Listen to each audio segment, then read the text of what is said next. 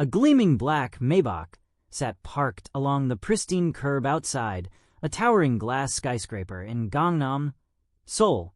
The vehicle cost more than most people earned in a lifetime, polished to an impenetrable obsidian mirror that reflected the cold autumn sky. On the sidewalk, a small boy, no older than 5, crouched beside the rear passenger door with a piece of white chalk clutched in his small fingers. He drew carefully against the flawless lacquer a coiled dragon, a prowling tiger, and 2 stick figures holding hands beneath a sun. 40 floors above, the security feed flickered inside an executive penthouse. The most feared man in Korea's underground paused mid-breath. His blood turned to ice. It was not the desecration of the car that froze his chest. It was the child's face, those steel-gray eyes, that calm, unblinking stare. Baek Doo-jin had looked into those exact eyes in the mirror every morning for 38 years. 6 years ago, he had let the only woman who ever pierced his defenses walk out of his life without a single word. Now, her secret was standing beside his car with a piece of chalk. Please like, share, and subscribe. Also, comment where you're watching from so I know how far across the world my story has gone. 6 years earlier, the corporate offices of Baek Global Holdings had smelled of polished mahogany, sterile air conditioning, and absolute authority. The glass walls of the 72nd floor overlooked the sprawling expanse of Seoul like an empire laid out before its emperor. Inside the main executive suite, the silence was heavy enough to suffocate an ordinary soul. Kayamika Okafor sat quietly across the vast ebony desk. Her posture was straight, her hands folded neatly in her lap over the modest charcoal skirt of her professional attire. Her rich, deep brown skin caught the harsh fluorescent glare, and her long black curls were swept back into a disciplined bun that hid the natural vibrancy of her heritage. Her warm amber-brown eyes were steady, fixed on the crisp, white document resting between them. It was a termination agreement, a non-disclosure clause, a severance package worth 6 months of salary, a formal, bloodless severance of all ties with the Baek organization. Standing by the panoramic window, his back turned to the room, was Baek Doo-jin. He stood at an imposing 6 feet and 3 inches, broad-shouldered and lean in a bespoke charcoal 3-piece suit that fit his athletic frame with lethal precision. His jet-black hair was slicked back without a single strand out of place. The collar of his dress shirt sat stiff against his throat, just barely concealing the tail of a black and gray Korean dragon that coiled from behind his left ear toward his collarbone, a masterwork of ink shrouded in subtle smoke, its single eye detailed in piercing red. On his right hand, the word honor had been inked across his knuckles in his youth, answered on his left hand by the word death. His hands were clasped behind his back, the heavy platinum ring on his right index finger catching the gray daylight. He did not turn around. He had not spoken a single sentence since she entered the room. The order had been delivered through his legal counsel. A critical syndicate consolidation was underway with the southern shipping magnates, and rumors had begun to circulate among the conservative elder council that the feared boss had taken an unusual interest in a foreign translator from Nigeria. In Doo-jin's world, an emotional attachment was not merely a distraction. It was a target painted across the back of his empire. To survive at the pinnacle of Seoul's underworld, a man had to be hollow. He had to be ice. So he had signed the authorization for her dismissal that morning without reading the terms, treating her existence like an administrative error that required correction. Kayamika picked up the heavy gold fountain pen resting on the desk.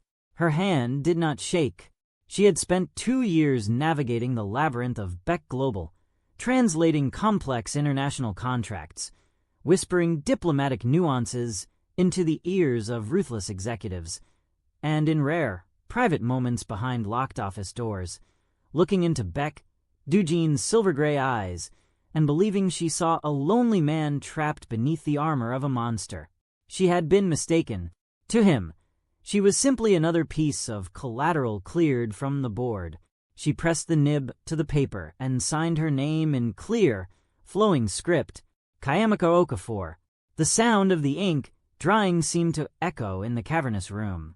She set the pen down with deliberate care. She did not ask for an explanation. She did not beg for his gaze. She possessed the quiet, unbreakable pride of her Igbo ancestors, a dignity that no amount of wealth or underworld terror could purchase. As she stood, her left hand moved instinctively, resting for a fleeting second against the flat expanse of her lower stomach. Beneath the fabric of her skirt, life had just begun to take root, a secret 3 weeks old, known only to her and the clinical laboratory she had visited 2 days prior. She had come to the office that morning intending to tell him. She had stood in the elevator wondering how a man built of stone and shadow would react to the word father. Now she knew. He would never hear it from her lips. Kayamika turned on her low heels and walked toward the heavy oak doors. Her footsteps were light, measured, and final. Behind her, Dujin remained completely motionless, staring out over the gray skyline of the city he controlled, refusing to look back, refusing to acknowledge the strange, cold ache that settled into his ribs the moment the heavy door clicked shut behind her.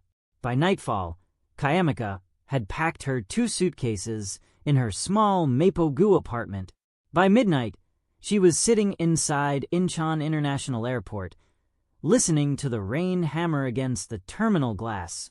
When the flight to Lagos was called, she stood up, smoothed her coat over her belly, and walked through the boarding gate without looking over her shoulder once. 6 years passed like water running beneath thick ice. Lagos had welcomed Kayamika back with open arms, heavy humidity, the roar of yellow Danfo buses, and the unwavering warmth of her family. In the vibrant heart of Victoria Island, she had buried her heartbreak under mountains of work. She founded a cultural consulting and multi-language translation agency, starting with a single laptop at her mother's dining table and expanding into a thriving enterprise that bridged trade relations between West Africa and East Asia. She had built a life on her own terms.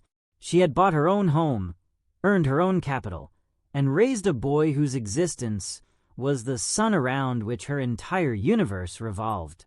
Victor, at 5 years old, Victor Okafor was a presence that commanded the attention of every room he entered.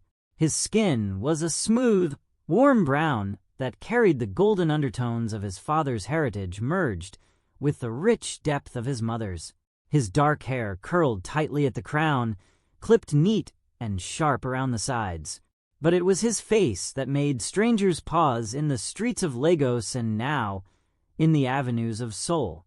He had high, sculpted cheekbones, a sharp little jawline that set into a firm line when he was thinking, and eyes that were an absolute anomaly, clear, piercing steel gray, ringed with dark lashes.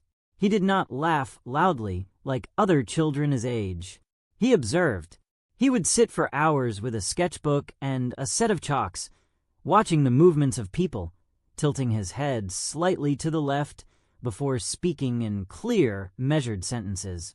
Kayamika had returned to Seoul out of professional necessity. Her firm had secured the exclusive cultural and linguistic contract for the upcoming Afro-East Asia Maritime Summit, a 5-day international conference hosted in the luxury district of Gangnam. She had hesitated for months before signing the contract, weighing the risk. But 6 years was an eternity in the fast-paced corporate and criminal landscape of Korea. Baek Doo-jin was a billionaire mogul and an untouchable underworld figure. The likelihood of their paths crossing in a metropolis of 10 million people was statistically negligible. She had brought Victor with her, unable to bear being separated from him for 2 weeks, along with Mrs. Adiz Nwosu, her longtime family friend and Victor's devoted caregiver.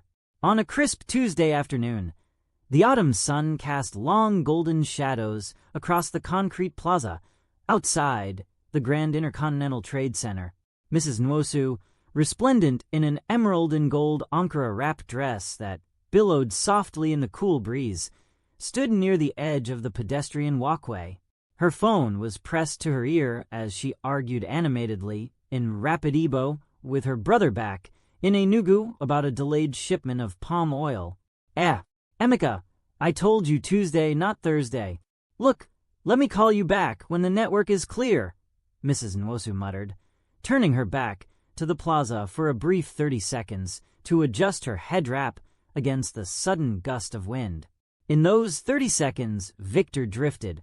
The boy was drawn to the sleek, obsidian shape resting beside the private executive entrance of the adjacent high-rise. The vehicle was a custom Mercedes-Maybach S680, painted in a deep, non-reflective obsidian black that looked like liquid night. Its chrome trim gleamed with aggressive perfection. To Victor's 5-year-old eyes, the long, powerful car looked like a resting beast, a dark dragon sleeping on the asphalt. He reached into the pocket of his navy blue wool coat and pulled out a fresh stick of white pavement chalk he had taken from his art kit that morning. He approached the rear passenger door. He did not run. He walked with a quiet, deliberate tread that mirrored a man twice his height. He crouched on his small haunches, the hem of his coat brushing the pavement, and pressed the chalk to the immaculate black paint. With steady, practiced strokes, Victor began to create. He drew a massive serpent coiling across the lower panel, giving it sharp claws and flowing whiskers. A Korean dragon, just like the ones he had studied in the cultural picture books his mother kept in her study.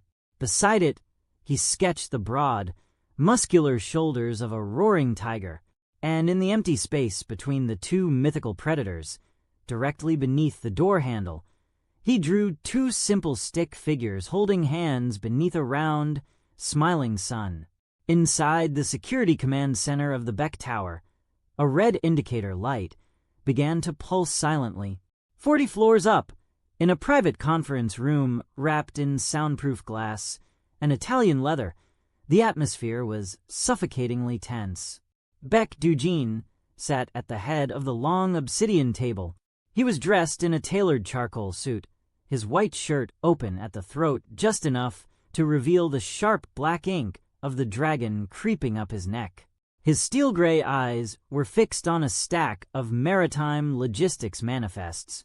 Flanking him was Kwon Haesung, his lieutenant and closest confidant. Haesung stood with his arms folded, his sharp face impassive, the thin scar above his left eyebrow a pale reminder of a turf war they had fought together 12 years ago in the docks of Busan. "The southern ports are secure for now," Haesung spoke in a low, measured voice. "But Cha Min-suk has been moving his men closer to the Gangnam perimeter. He is testing our boundaries, Dujin. He thinks you have become soft because the legal holdings are expanding." Dujin did not look up from the manifest. "Min-suk is a dog that barks when he is hungry. Starve him. If he crosses Tehran-Aro, break his legs."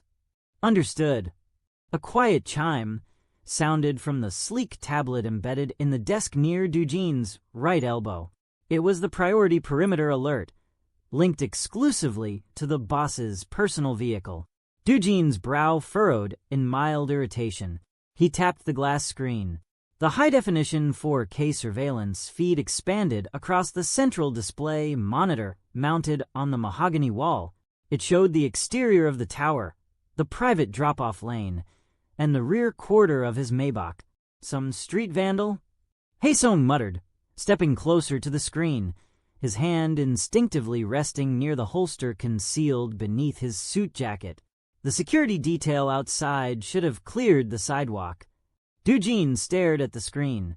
The camera zoomed in automatically, locking onto the heat signature and motion. It was not a rival enforcer. It was not a corporate saboteur. It was a small child. The boy was crouching on the pavement, his small hand working methodically with a piece of chalk, leaving bold white lines across the 10-coat hand-rubbed lacquer of a $700,000 automobile. Doojin's jaw tightened. The utter audacity was absurd. But as he reached to switch off the feed and order security to escort the child away, the boy finished his stroke. Victor stood up. He stepped back 2 paces to inspect his artwork.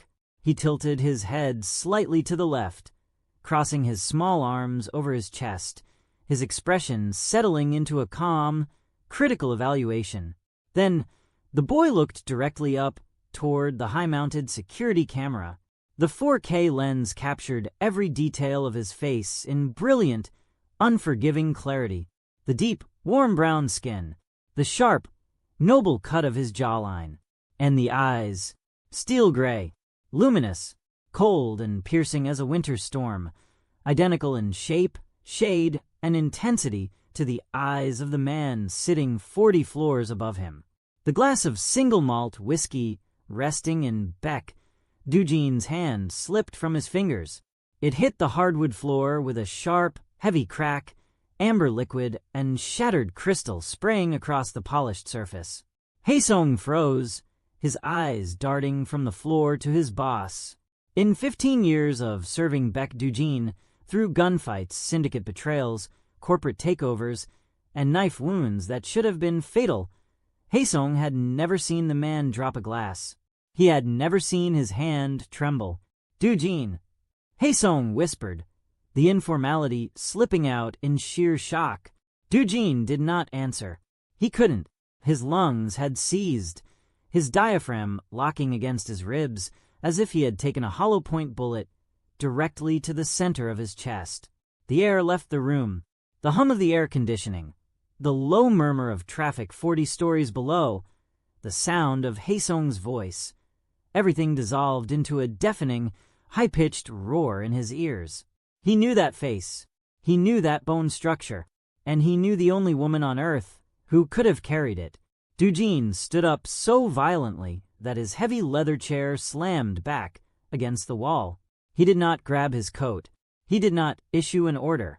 He moved with a terrifying primal urgency, tearing open the heavy suite doors and striding toward the private executive elevator.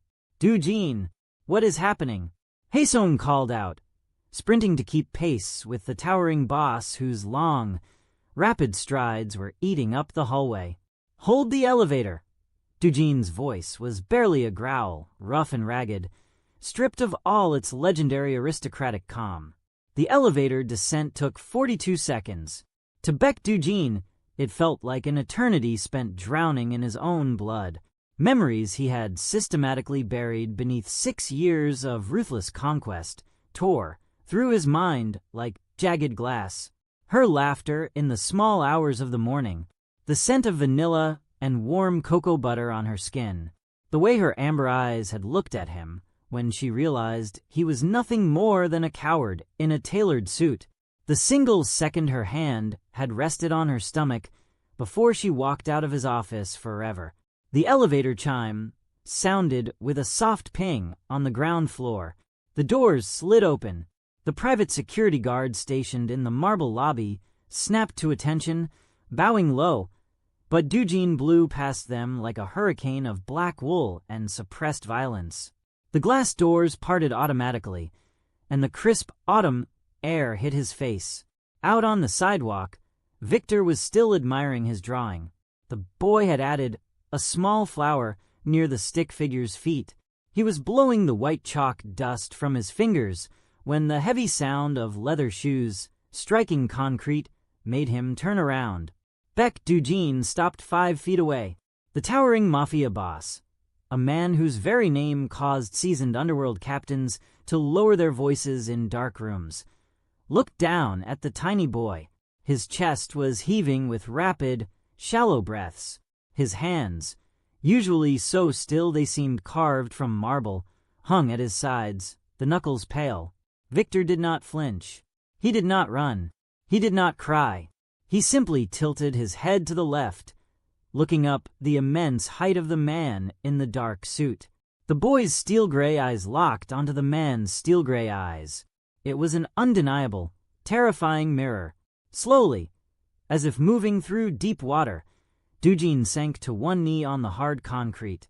He did not care that his tailored trousers were pressing into the street dust. He did not care that Haesung and 4 armed security guards had spilled out of the building behind him. Freezing in absolute bewilderment at the sight of their untouchable boss, kneeling on a public sidewalk, Doojin's eyes drank in every millimeter of the boy's face. The golden brown skin, the soft curls, the unmistakable curve of his mouth, Kayamika's mouth. But the gaze belonged entirely to the Beck bloodline. "What is your name?" Doojin whispered.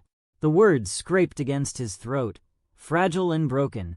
Victor looked at the man's neck, his curious eyes tracing the intricate black and gray scales of the dragon tattoo visible beneath the open collar, noting the single red eye of the beast. Then he looked down at the drawing on the car and back to the man. "Victor," the boy answered in clear, steady English, his accent carrying the melodic cadence of his mother's voice blended with international schooling. "Victor Okafor." Okafor. The name struck Doojin like a physical blow. The last fragile piece of doubt shattered into dust. "Victor," Doojin repeated, his voice cracking on the syllables. He raised a trembling hand, his long fingers hovering an inch from the boy's shoulder, terrified that if he touched him, the child would evaporate like a ghost born of his own guilty conscience. "Who taught you to draw this?" Victor pointed a small, chalk-dusted finger at the car door. "I saw the dragon in a book. My mama told me dragons protect things that are precious, but I didn't know you had one on your neck." Doojin's throat closed completely. Tears, hot and foreign, burned behind his gray eyes, sensations he had not experienced since he was a boy watching his own father bleed out on the docks of Incheon. "Victor! Jesus, Mary, and Joseph! Victor!" A panicked, booming voice shattered the silence. Mrs. Nwosu came charging across the plaza, her emerald headwrap slightly askew, her face pale with terror. She had just hung up the phone to find the boy missing from the bench, only to spot him surrounded by towering men in dark suits. "Get away from him! Don't you touch that child!" she shouted in English, her motherly instincts overriding every sense of personal danger as she threw herself between Doojin and Victor, scooping the 5-year-old into her arms and clutching him tightly against her chest. Haesung stepped forward instantly, his hand moving to intercept the woman, but Doojin's arm shot out like a whip, halting his lieutenant with a single, furious gesture. "Stay back!" Doojin commanded, his voice thick and low. Mrs. Nwosu glared at the men, her chest heaving, her eyes darting to the drawing on the car, and then to the kneeling man. When her gaze met Doojin's face, when she saw the gray eyes, the pale complexion, the terrifying intensity etched into his aristocratic features, her breath caught in her throat. She had seen photographs. Kayamika kept no pictures of him in the house, but Mrs. Nwosu was an observant woman. She knew the ghost that haunted the Okafor household. "You," Mrs. Nwosu whispered, taking 2 hurried steps backward toward the pedestrian crossing. "Lord have mercy." "Wait," Doojin said, rising slowly to his full, imposing height. He took a step toward them, his hand outstretched, his expression a desperate plea that looked entirely unnatural on his hardened face. "Please, where is she?" "Victor!" The voice came from across the street. It was a voice Doojin would have recognized across a crowded stadium, across a battlefield, across a lifetime of silence. Kayamika stood at the edge of the crosswalk. She was dressed in a tailored emerald green silk blouse and high-waisted black trousers that accentuated her long, graceful lines. A structured dark wool coat was draped over her shoulders, and her long black curls cascaded down her back in elegant waves. She held a leather portfolio in one hand, her phone in the other. She had just stepped out of the International Trade Center across the avenue when she heard Mrs. Nwosu's shout. The pedestrian light changed to green. Kayamika hurried across the asphalt, her eyes locked entirely on her son. Victor! Adiz! What happened? Why was he near the street? Her words died in her throat. She reached the curb and froze. The world stopped spinning. The roar of Seoul's afternoon traffic faded into absolute nothingness. 10 feet away stood Baek Dujin. He looked older, harder, his jawline more defined by years of merciless authority, the dark aura of power around him more suffocating than she remembered. But his eyes, those silver-gray eyes that had once looked at her with cold indifference across a dismissal contract, were wide, raw, and completely unraveled. Kayamika felt every drop of blood drain from her face. Her heart slammed against her ribs with such violent force she thought her chest would crack open.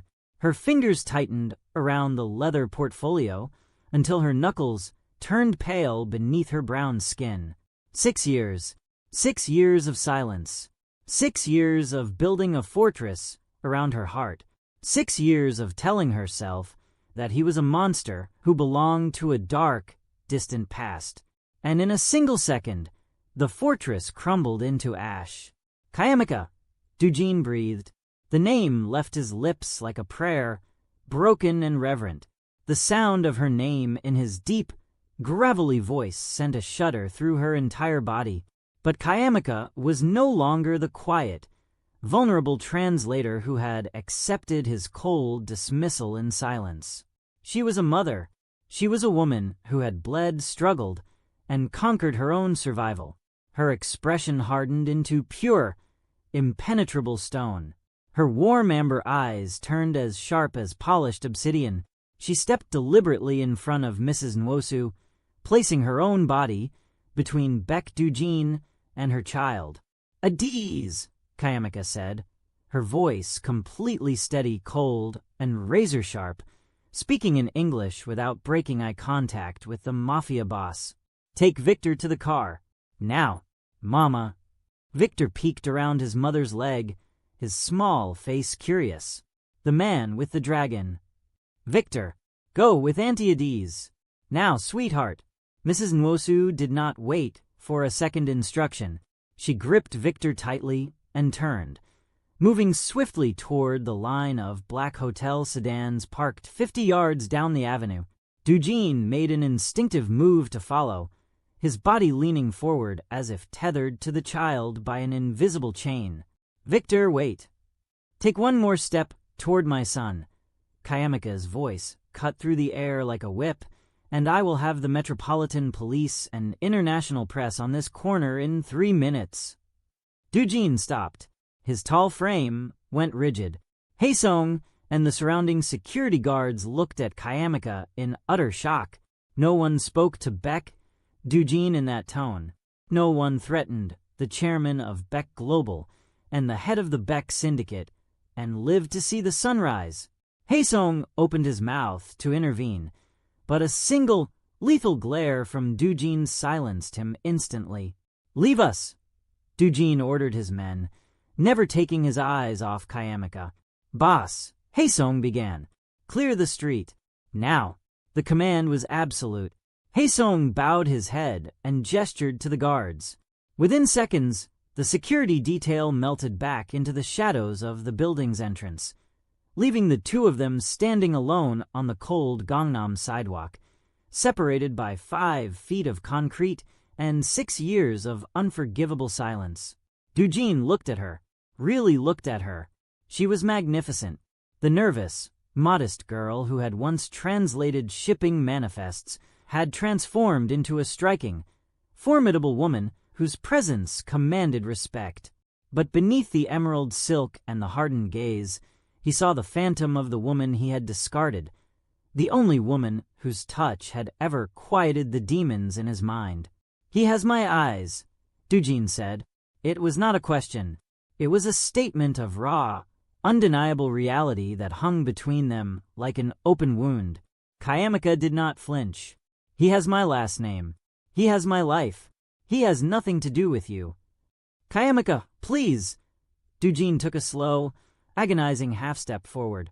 The desperate plea in his voice was so thick it seemed to choke him. He is 5 years old. You signed the papers and left Korea 6 years ago. Why didn't you tell me? A bitter, humorless laugh escaped Kayamika's lips. It was a sound laced with years of unshed tears and buried fury. Why didn't I tell you? She repeated, her voice dropping into a dangerous, quiet register that forced him to lean closer. You had your legal team hand me a termination agreement because rumors of our association were inconvenient for your syndicate alliance. You didn't even have the courage to look me in the eye when you threw me out like corporate trash. You stood by the window with your back turned. Every word struck Doojin like a physical hammer, cracking the stone facade he had spent a lifetime constructing. I thought I was protecting you, Doojin whispered, the confession tearing out of him. You didn't know what my world was. The elders, Cha Min-suk's faction, they were looking for a weakness. If they knew what you were to me, they would have slaughtered you to get to me. I thought if I cut you out cleanly, you would be safe. You thought of your empire, Kayamika interrupted, her voice unyielding. You thought of your power. You made a cold, calculated decision to protect your position, and you convinced yourself it was mercy. Do not stand here on this street 6 years later and pretend you did it for me. I didn't know about the child. Doojin's voice broke, rising in a sudden burst of agony that startled even himself. If I had known you were carrying my blood, what would you have done, Doojin? Kayamika took a step toward him, her amber eyes blazing with a fierce, maternal fire that made the giant of a man feel completely insignificant. Would you have kept me in a golden cage? Would you have raised my son surrounded by men with guns, blood on the floor, and constant threats of assassination? Would you have turned him into another cold, empty monster who values power over human life? Doojin flinched. The word monster hit him with devastating precision. I raised him in sunshine, Kayamika continued, her voice trembling with intense emotion. I raised him with love, with family, with music, with pride in who he is. He knows what warmth is. He knows what a mother's devotion feels like. He does not need your shadow, Baek Doojin, and he certainly does not need your name. She turned to leave, her coat billowing behind her as she stepped toward the curb where her sedan was waiting. Kayamika, wait. Doojin moved with lightning speed, his hand reaching out, his fingers closing gently around the sleeve of her coat. He did not grip her roughly. He held the fabric with a fragile, terrified restraint, as if he were holding the edge of a dream that was slipping away. Please, just let me talk to you. Let me see him. Kayamika looked down at his hand on her sleeve. Her gaze traveled up the tailored arm, past the broad shoulder, to the dragon coiling around his neck, and finally to his face. The steel-gray eyes that had haunted her dreams for 6 years were shining with unshed tears. The most powerful criminal in Seoul was begging. For a fraction of a second, her heart ached with a memory of who they had been in the quiet dark of his penthouse before the world tore them apart. But the memory was eclipsed by the image of her 5-year-old boy, innocent and safe. Let go of my coat, Chairman Beck, she said, her voice dropping into icy formality. Doojin's fingers trembled. Slowly, painfully, he released the fabric. I am here for the Maritime Summit, Kayamika said, smoothing her sleeve with deliberate care. When the conference concludes in 4 days, my son and I will board a flight back to Lagos. Do not follow us. Do not send your men. If you have a single shred of humanity left inside that suit, you will let us leave in peace. She turned and walked away. Doojin stood alone on the pavement. He watched her open the car door, saw the small silhouette of Victor sitting in the back seat, looking out the tinted window, and watched the black sedan merge into the bustling flow of Gangnam traffic. The street fell silent around him. The autumn wind whipped through the canyon of skyscrapers, carrying the faint scent of rain. Beside him, on the glossy door of his $700,000 Maybach, the white chalk drawing remained untouched. A dragon, a tiger, and two small figures holding hands beneath a sun. Doojin raised his hand. His fingers, rough and scarred from a lifetime of violence, gently traced the fragile white lines of the stick figures. "Victor," he whispered to the empty street. Haesung stepped out from the shadows of the building, his face dark with concern. "Doojin, we need to move. Minsuk's scouts were spotted 2 blocks south. If they see you standing out here exposed—" "Haesung," Doojin interrupted, his voice dropping into a terrifyingly calm, subterranean register. "Yes, boss. Cancel the merger meeting with the Southern Council tomorrow." Haesung blinked in disbelief. "Cancel it? Doojin, that deal represents 40% of our maritime expansion. If we back out now, the elders will revolt. Cha Minsuk will use it to claim you are losing control." Doojin turned slowly. His gray eyes were no longer unraveled. They had hardened into a cold, lethal focus that Haesung had never seen before. Not in business, not in war. It was the look of an apex predator that had just discovered its reason for breathing. "I don't care about the Southern Council," Doojin said softly. "I don't care about the elders. And if Cha Minsuk breathes too loudly in this city, I will burn his docks to the waterline." He reached into his pocket and pulled out his phone. "I want every file on Kayamika Okafor's firm. I want her schedule, her hotel, her security detail, and every movement she makes in this city. I want a perimeter established around her hotel that an ant couldn't cross without my permission. But no one approaches them. No one touches them. If a single hair on that boy's head is disturbed, I will hold you personally responsible." Haesung swallowed hard, bowing his head. "Understood, Chairman." Doojin looked back at the drawing on his car door, and Haesung. "Yes. Bring the car to the private garage. Tell the detail that if anyone washes this door, I will cut their hands off." The presidential suite at the Grand Joseon Hotel was filled with a warm, aromatic scent of Nigerian spices.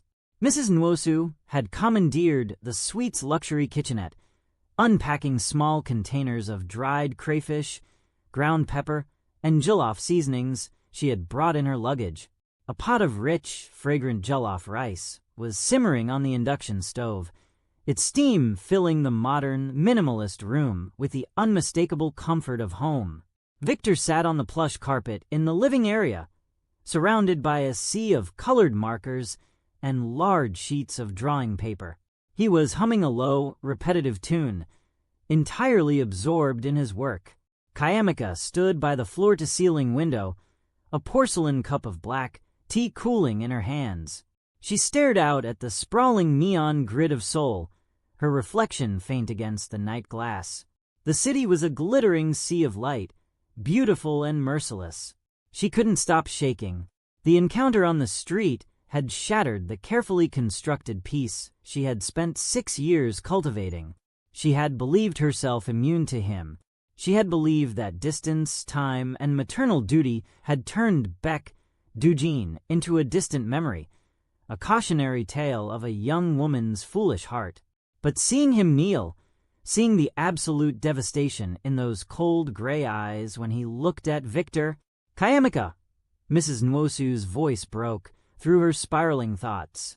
The older woman walked into the living area, wiping her hands on a dish towel. Her warm, round face was lined with deep concern, her gold hoop earrings swaying as she stepped closer. "Drink your tea before it turns to ice," Mrs. Nwosu said gently, resting a maternal hand on Kayamika's shoulder. Kayamika took a small, mechanical sip, feeling the bitter warmth hit her tongue. "I should have known better, Adiz. Coming back here was a mistake. We should pack our bags and take the first flight out in the morning. And what about your contract with the Maritime Summit?" Mrs. Nwosu asked softly. "You worked 3 years to secure this international partnership. My daughter, you built this company with your own sweat and tears. Are you going to run away into the night like a thief because a man showed his face?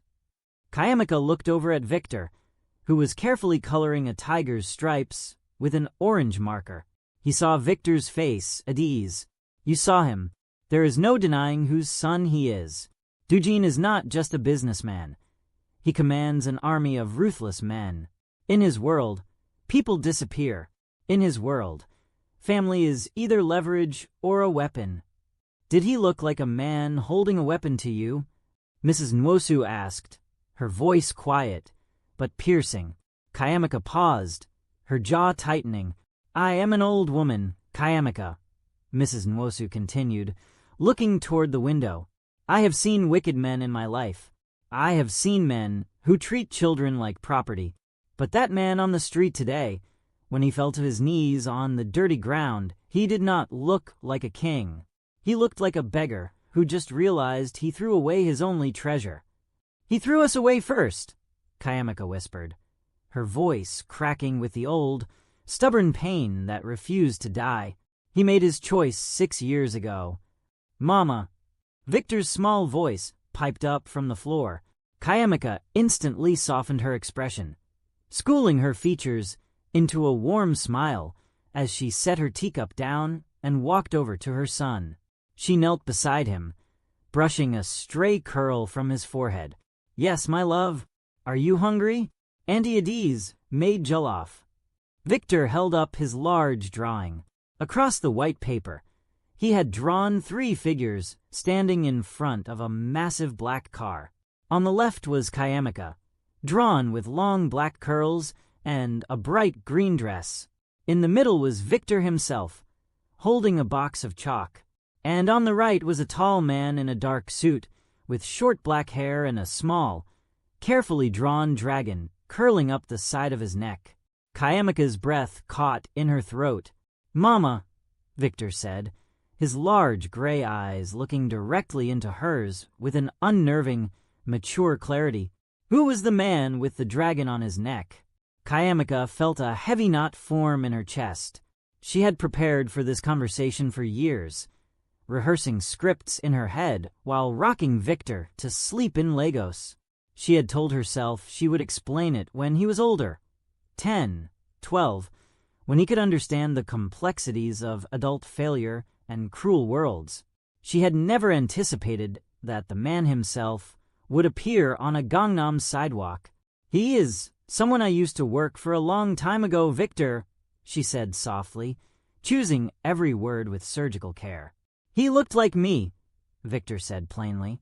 His eyes are the same as mine, and he looked at me like he was sad. Kayamika pulled Victor into her arms, burying her face in the crook of his neck, breathing in the sweet, familiar scent of baby shampoo and cocoa butter. Her arms tightened around his small frame, fiercely protective. You are my whole world, Victor, she whispered into his hair. Do you hear me? Everything that matters is right here. Victor wrapped his small arms around her neck, patting her back in the calm, rhythmic way he always did when he sensed she was troubled. I know, Mama. I'm not going anywhere. Across town, in the high-security district of Hanamdong, a fortress of black granite and reinforced steel stood shrouded in fog. Baek Doojin sat alone in his private study. The room was illuminated only by the soft amber glow of a desk lamp and the panoramic night view of the Han River below. On the massive desk, before him, lay a thick manila dossier. Haesong had delivered it an hour ago, containing every piece of intelligence their surveillance network could extract on Kayamika, Okafor, over the last 72 hours. Doojin's fingers turned the pages with agonizing slowness. There were photographs from Lagos. Kayamika walking into a modern glass office building, looking confident and radiant in a tailored African print blazer. Kayamika holding a toddler's hand on a sandy beach along the Atlantic coast. Kayamika sitting in the front row of a private preschool graduation, her face glowing with unadulterated pride. And there were photographs of Victor. Victor taking his first steps, in a sunlit courtyard. Victor sitting on a wooden bench with a sketchbook. Victor at 3 years old, looking at the camera with that same calm, unnerving gray-eyed stare. And then Doojin reached the medical records obtained from a private clinic in Victoria Island. Patient: Victor Chukwabuka Okafor. Date of birth: November 14. Weight: 3.4 kg. Father: undisclosed. Doojin calculated the date in his head. November 14th. Exactly 38 weeks after the rainy Tuesday afternoon when Kayamika had signed her termination papers and walked out of his office. A ragged, choking sound tore from Doojin's throat. He buried his face in his hands, his broad shoulders shaking violently in the dark study. The realization crashed over him with the force of an avalanche, burying him beneath the crushing weight of his own arrogance. She had been carrying his child in that very room when he stood with his back to her, playing the cold, invincible Mafia boss. His flesh and blood had been growing inside her. She had carried the pregnancy alone. She had endured the morning sickness, the doctor visits, the labor, the sleepless nights, the terror of single motherhood in a foreign city, all because he had been too cowardly to defy his counsel and claim the woman he loved. He had believed he was a master of strategy. He had believed he was building an empire that would outlast the Beck name.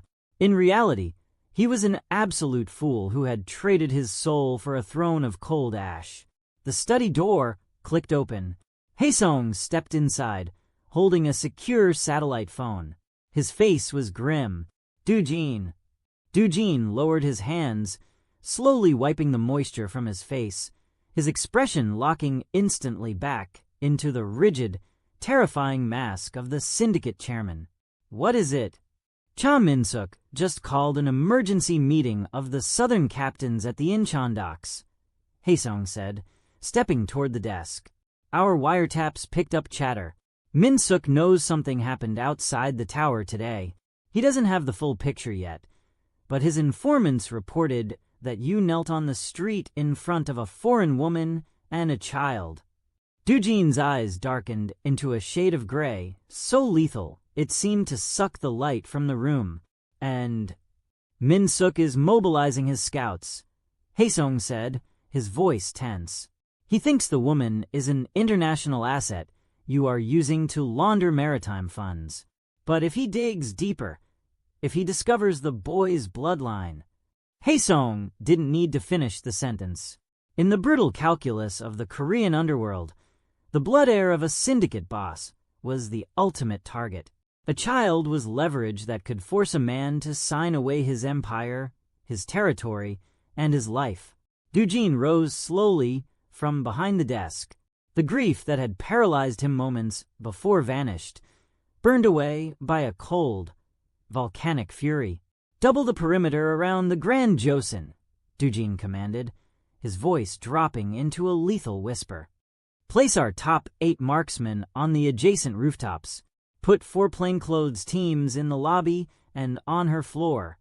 Doojin, if we deploy that many men around a public luxury hotel, the police will take notice, Haesung warned. Let them notice. Doojin stepped out from behind the desk, adjusting the cuffs of his dark shirt, the platinum ring gleaming in the lamplight. If Cha Min-suk's men even glance in the direction of that hotel room, kill them. Do not ask questions. Do not bring them in for interrogation. Put them in the river. And what about you? Haesung asked. Where are you going? Doojin looked down at the photograph of Victor and Kayamika on his desk. I am going to see my family. The morning sun broke over Gangnam in a wash of pale gold, burning through the early autumn mist. The Grand Intercontinental Trade Center was already buzzing with activity as delegates from across Africa and East Asia filled the expansive exhibition halls. The air was thick with the hum of multilingual negotiations, the clinking of coffee cups, and the rustle of briefing documents. Kayamika stood at the podium in Conference Hall B, delivering the opening address on maritime logistics integration and cross-cultural communication protocols. She commanded the stage effortlessly, dressed in a sharply tailored midnight blue pantsuit with gold cuff detailing. Her long black curls swept over one shoulder. She spoke with a crisp, authoritative cadence that held the attention of 200 international delegates and corporate executives. In the back row of the auditorium, shrouded in the dim lighting of the VIP mezzanine, sat Baek Do-jin. He had entered without security, slipping into the shadows like a ghost. He was dressed in a dark charcoal three-piece suit, his overcoat folded over his arm, his gray eyes locked entirely on the woman at the podium. He watched the way her hands moved to emphasize a point. He watched the brilliant, razor-sharp intellect that radiated from her every word. He remembered late nights 6 years ago when she would sit on the edge of his mahogany desk, translating complex Russian shipping codes with that same effortless grace, laughing softly when he pretended not to understand just to hear her speak again. How had he ever let her go?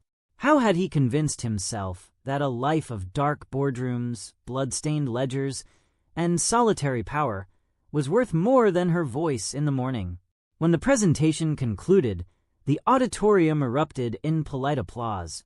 Kayamika stepped down from the stage, greeted instantly by a circle of European and Korean trade delegates eager to discuss consulting contracts. She smiled professionally, answering their questions in flawless Korean and English, exchanging business cards with practiced elegance. Ms. Okafor, a deep, quiet voice spoke from just behind the circle of delegates. The sound sent an electric shock straight down Kayamika's spine. The delegates turned, and the moment they recognized the man standing behind them, the atmosphere in the hall shifted violently. The Korean executives blanched, stepping back with hurried, nervous bows. Chairman Baek, an older Korean delegate, stammered, bowing low. We did not know Baek Global was observing this panel. Do-jin did not acknowledge the man. His gaze was fixed solely on Kayamika. Excuse us, Do-jin said softly. It was not a request. The circle of delegates dispersed within seconds, bowing and hurrying away as if the floor beneath them had caught fire. She stepped around him, heading for the exit. Kayamika! She paused at the door, her hand resting on the metal handle. Cha Min-suk knows, Do-jin said quietly. Kayamika froze. A cold dread crept up the back of her neck. Knows what? He knows a child drew on my car. Do-jin's voice turned dangerously dark. He knows I knelt on the street. He doesn't know Victor is my son yet, but Min-suk is a hyena. He smells blood. He is watching the city. Kayamika turned back, her amber eyes wide with sudden terror. Are you telling me my son is in danger because of you? I am telling you that as long as you are in Seoul, you cannot leave my protection, Do-jin said, stepping toward her with absolute, deadly certainty. You can hate me. You can curse my name for the rest of your life. But until I put Cha Min-suk in the ground, you and Victor stay where my men can see you. Kayamika felt the walls of the room closing in. The nightmare she had feared for 6 years was unfolding before her eyes. We are leaving tonight, she said, panic lacing her words. I will book a private charter. No commercial or private flight. We'll leave Incheon with your names on the manifest without Min-suk's scouts flagging it, Do-jin said firmly. He controls the southern radar corridors and the port logistics. The moment you move toward the airport without sufficient force, he will intercept you on the highway. He reached into his pocket and pulled out a sleek, black keycard. I have secured the entire top 3 floors of the Grand Joseon, he said, holding the card out to her. Haesong has placed our elite detail in the building. Stay there with Victor. Do not leave the hotel until I tell you it is safe. Kayamika stared at the black keycard. She looked at his hand. The word honor tattooed across his knuckles, the platinum ring gleaming in the light. She hated that she was forced to rely on him. She hated that his dark world had reached out and wrapped its cold fingers around her innocent child. With a sharp, angry snatch, she grabbed the card from his hand. "If anything happens to Victor," she whispered, her voice trembling with lethal motherly fury, "I will kill you myself, Baek Doo-jin." Doo-jin did not flinch. A faint, sad shadow of a smile touched the corner of his lips. "If anything happens to him," Doo-jin answered softly, "you won't have to." The afternoon turned gray and overcast as heavy rain clouds rolled in from the Yellow Sea. Inside the presidential suite of the Grand Joseon, the atmosphere was thick with unspoken tension. Mrs. Nwosu was pacing the living room, muttering prayers in Igbo while clutching a small wooden rosary. Victor sat at the low dining table, eating a bowl of jollof rice and fried plantains with quiet contentment. He had his sketchbook open beside his plate, alternating between chewing and sketching. Kayamika stood by the window, her arms wrapped tightly around herself, watching the dark rain begin to streak against the glass. Down on the street, 8 black sedans sat idling at the perimeter intersections. Men in dark suits and earpieces stood beneath umbrellas, their eyes scanning every vehicle that passed the hotel entrance. A knock sounded on the suite door. Mrs. Nwosu gasped, but Kayamika moved swiftly, signaling for the older woman to stay with Victor. Kayamika checked the security monitor beside the door. It was Kwon Haesung. She opened the heavy door 3 inches, keeping the security latch engaged. "What is it?" Haesung bowed his head respectfully. The sharp-featured lieutenant looked exhausted, his dark turtleneck pulled up against the draft. "Ms. Okafor," Haesung spoke in polite, measured Korean. "The chairman has sent a personal delivery for the young master." "We don't need his gifts," Kayamika said coldly, preparing to shut the door. "It is not a gift, ma'am," Haesung said quickly, his voice carrying an unexpected softness. "It is art supplies, the finest German pastels, heavyweight paper, and a case of professional sidewalk chalk. The chairman, he remembered what the boy was using yesterday." Kayamika's hand paused on the door. Through the narrow opening, she saw Haesung holding a beautifully crafted wooden box bound in dark leather. A wave of conflicting emotions washed over her. The ruthless boss, who commanded an army of killers, had sent wooden art boxes for a 5-year-old child. "Leave it on the floor," she said stiffly. Haesung nodded without offense, setting the heavy wooden box gently beside the threshold. He straightened, bowed once more, and stepped back. "Ms. Okafor," Haesung added quietly before turning to leave, "for what it is worth, in 15 years of standing at Baek Doo-jin's side, I have seen him conquer rivals, survive poison, and bury his own kin without shedding a tear. But last night, after he left the street where your son drew on his car, I heard him weep in his study." Kayamika's breath caught in her throat. "He is a dangerous man," Haesung continued, his narrow dark eyes meeting hers with absolute sincerity. "He has blood on his hands that will never wash clean, but he would tear the city of Seoul apart with his bare hands before he let any harm come to that boy. Please remember that when the storm comes." Haesung turned and walked down the carpeted corridor, disappearing into the elevator bank. Kayamika stood frozen in the doorway. She unlatched the security chain, reached down, and picked up the heavy wooden box. It smelled of rich cedarwood, linseed oil, and luxury. When she brought it to the table, Victor's eyes widened with pure, unfiltered joy. "Mama, look," Victor gasped, running his small fingers over the polished brass latches. He flipped the box open. Inside were 60 vibrant shades of professional pastels, rows of finely milled chalks, premium sketchbooks, and a small, handwritten card tucked into the velvet lining. The card was written in bold, disciplined Korean calligraphy, with an English translation penned beneath it in the same steady hand. "To Victor, the dragon protects what is precious. Draw without fear. Kayamika stared at the card. Her throat felt tight, a familiar ache spreading through her chest. Victor pulled out a stick of deep silver gray pastel, his favorite color. He immediately began drawing a massive mountain landscape across a fresh sheet of paper. "Mama," Victor said, looking up with a bright, innocent smile. "The dragon man is nice." Kayamika sat beside him, gently stroking his hair, her voice barely a whisper. "He is complicated, sweetheart. Very complicated." Night fell over Seoul like a shroud of black velvet soaked in rain.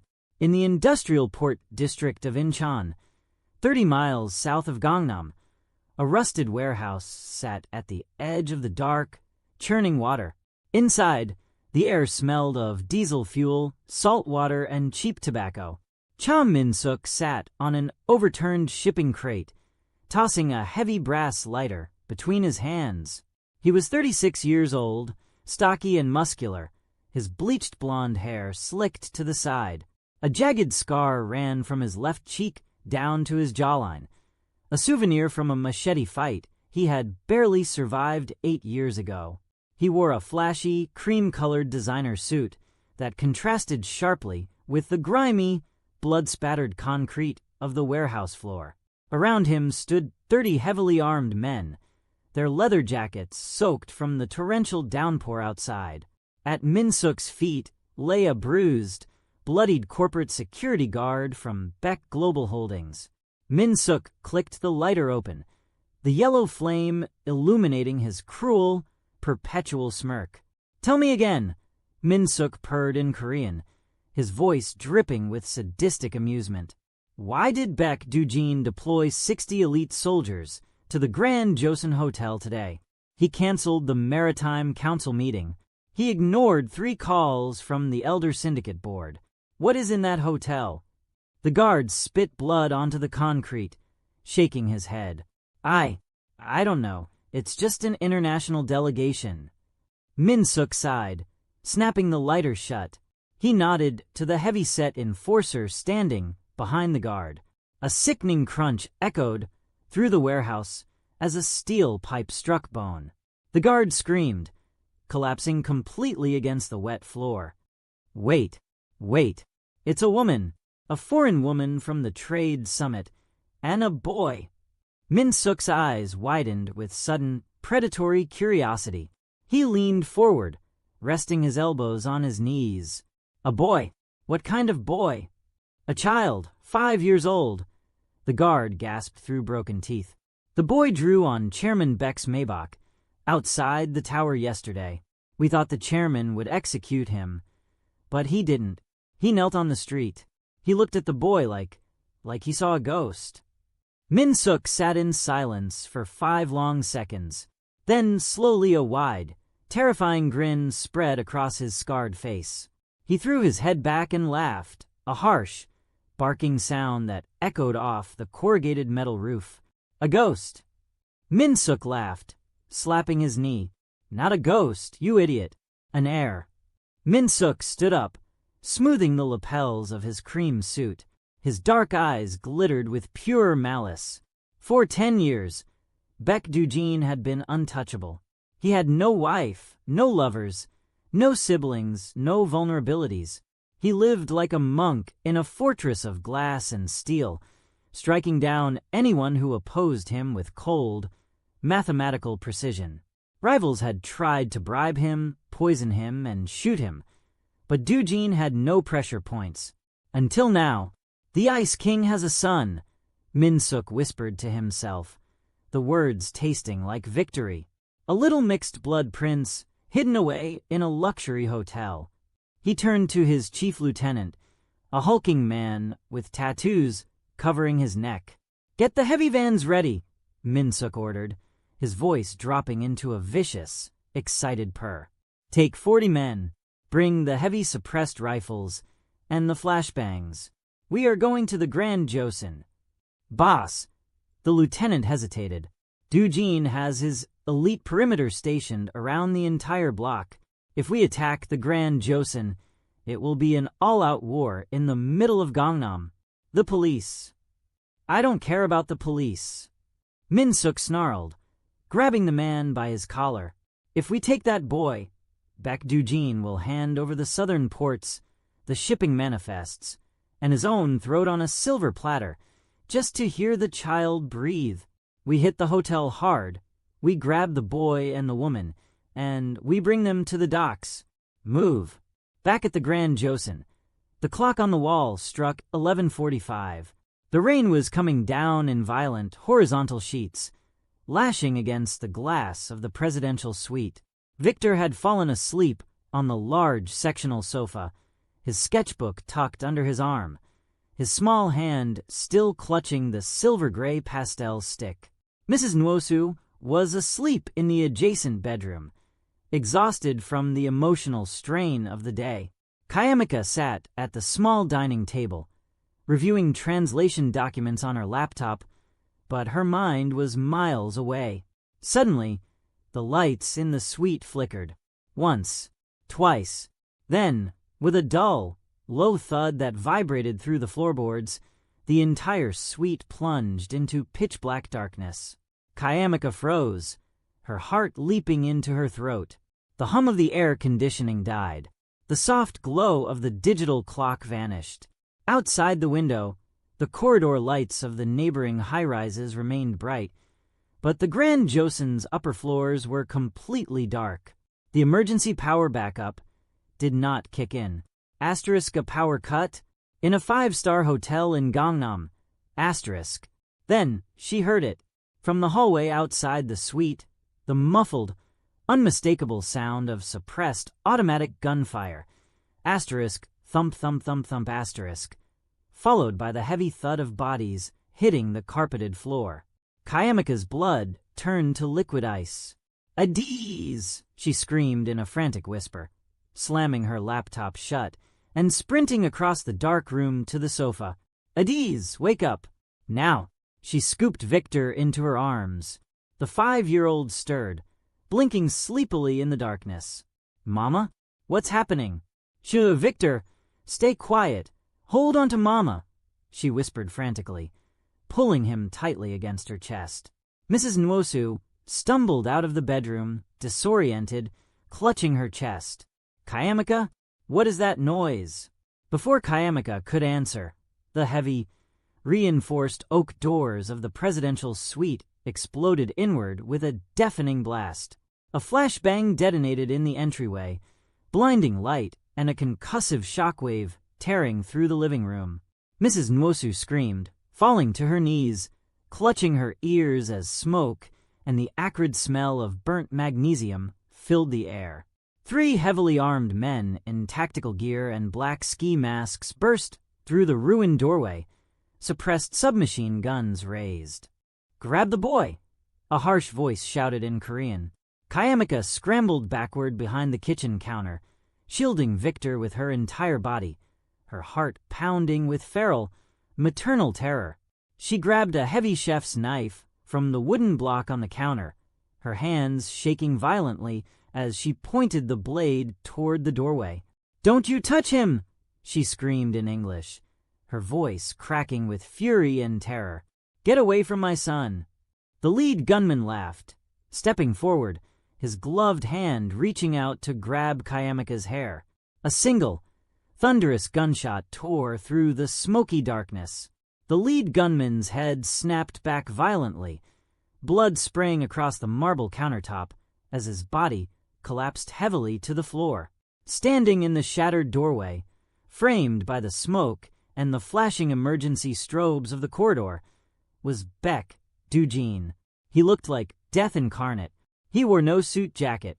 His white dress shirt was soaked in rain and spattered with fresh blood, unbuttoned at the collar to reveal the full, snarling fury of the black dragon coiling up his neck. His slicked-back hair was dripping wet, falling in dark, jagged strands across his forehead. His silver-gray eyes burned with a terrifying, demonic fire. In his right hand, the hand tattooed with honor, he held a heavy black, semi-automatic pistol, the barrel smoking in the cold air. Behind him in the corridor, the floor was littered with the bodies of Min-suk's assault team. "Dujin!" Kayamika cried out, her voice a mix of terror and overwhelming relief. The two remaining gunmen inside the suite spun around, raising their weapons toward the doorway, but Dujin was already moving.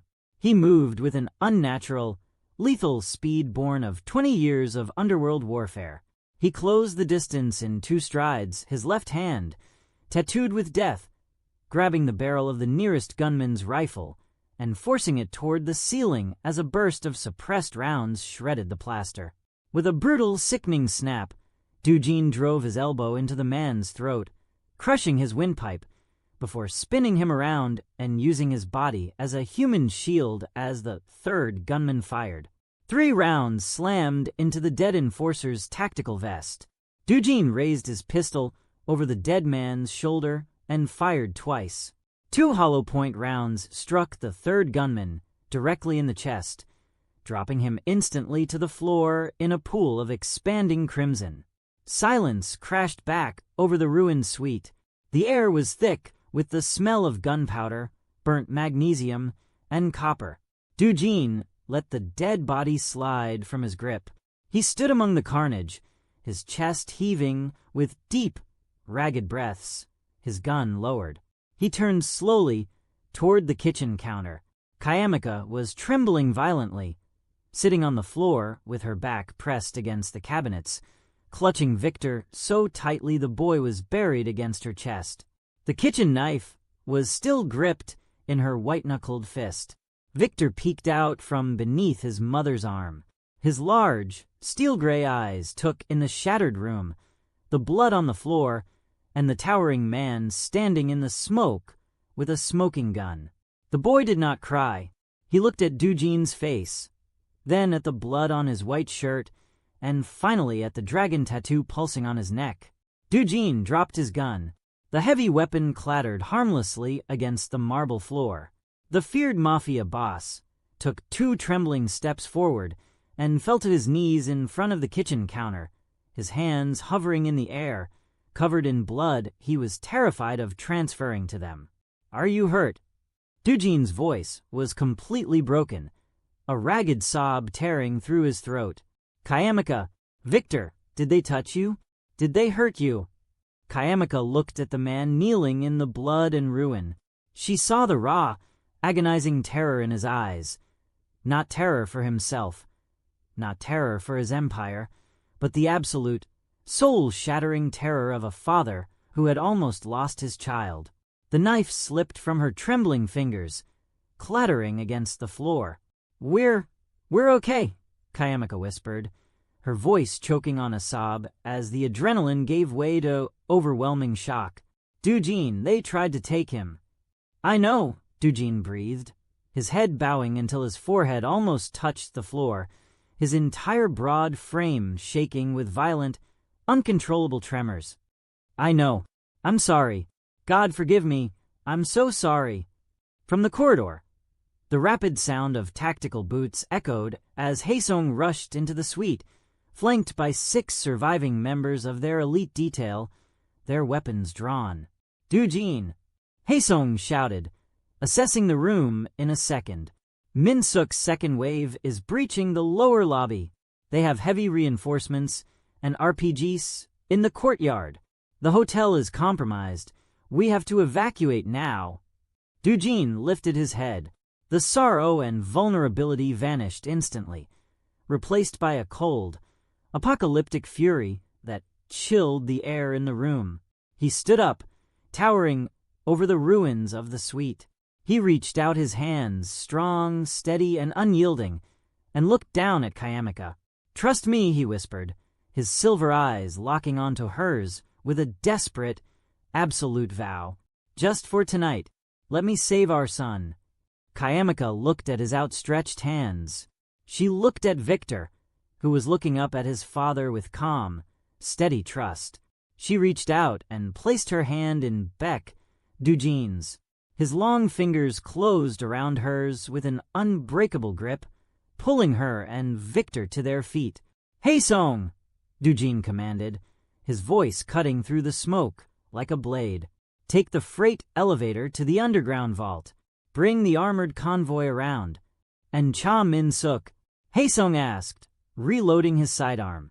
Doojin scooped Victor into his left arm, holding the 5-year-old securely against his broad chest, his right hand firmly clasping Kayamika's fingers, pulling her close against his side. He looked toward the shattered doorway, his jaw set like iron. "Tell the men to stop taking prisoners," Doojin said softly. "Tonight, we end the southern faction forever." As they stepped into the dark, smoke-filled corridor, the sound of heavy explosions rocked the lower levels of the building, and the storm outside broke into a deafening roar of thunder. The freight elevator descended with a grinding, metallic shriek that echoed through the concrete shaft like a dying animal. The emergency lighting cast everything in a sickly red glow, painting the blood on Doojin's white shirt in shades of black. Victor was pressed against his father's chest, his small arms wrapped tightly around Doojin's neck. The boy's face was buried in the crook of his father's shoulder, his breathing rapid but controlled. He had not cried, not once, even as the explosions shook the building above them, even as the acrid stench of gunpowder filled the narrow elevator car.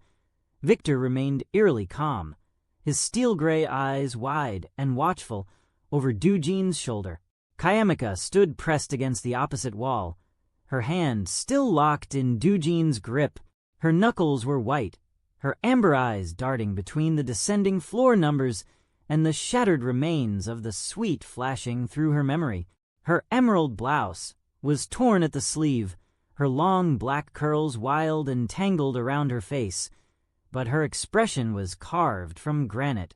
Haesung stood by the elevator controls, his pistol raised, his narrow dark eyes fixed on the descending numbers. The thin scar above his left eyebrow was stark white against his flushed skin. "Sublevel 2, Haesung reported, his voice clipped and military. "The armored convoy is waiting in the private loading bay. 3 vehicles, 2 decoys, and the primary transport. We split at the Han River Bridge." "Min-suk's men?" Doojin asked, his voice low and steady despite the storm raging inside his chest. 40 confirmed hostiles in the lobby and courtyard. Our perimeter teams engaged them 7 minutes ago. We have casualties on both sides, but the outer ring is holding. The police have been notified, but Min-suk's people have jammed the local cellular towers. We have maybe 10 minutes before the metropolitan response units arrive. Doojin's jaw tightened. 10 minutes is enough. The elevator slammed to a halt with a violent jolt.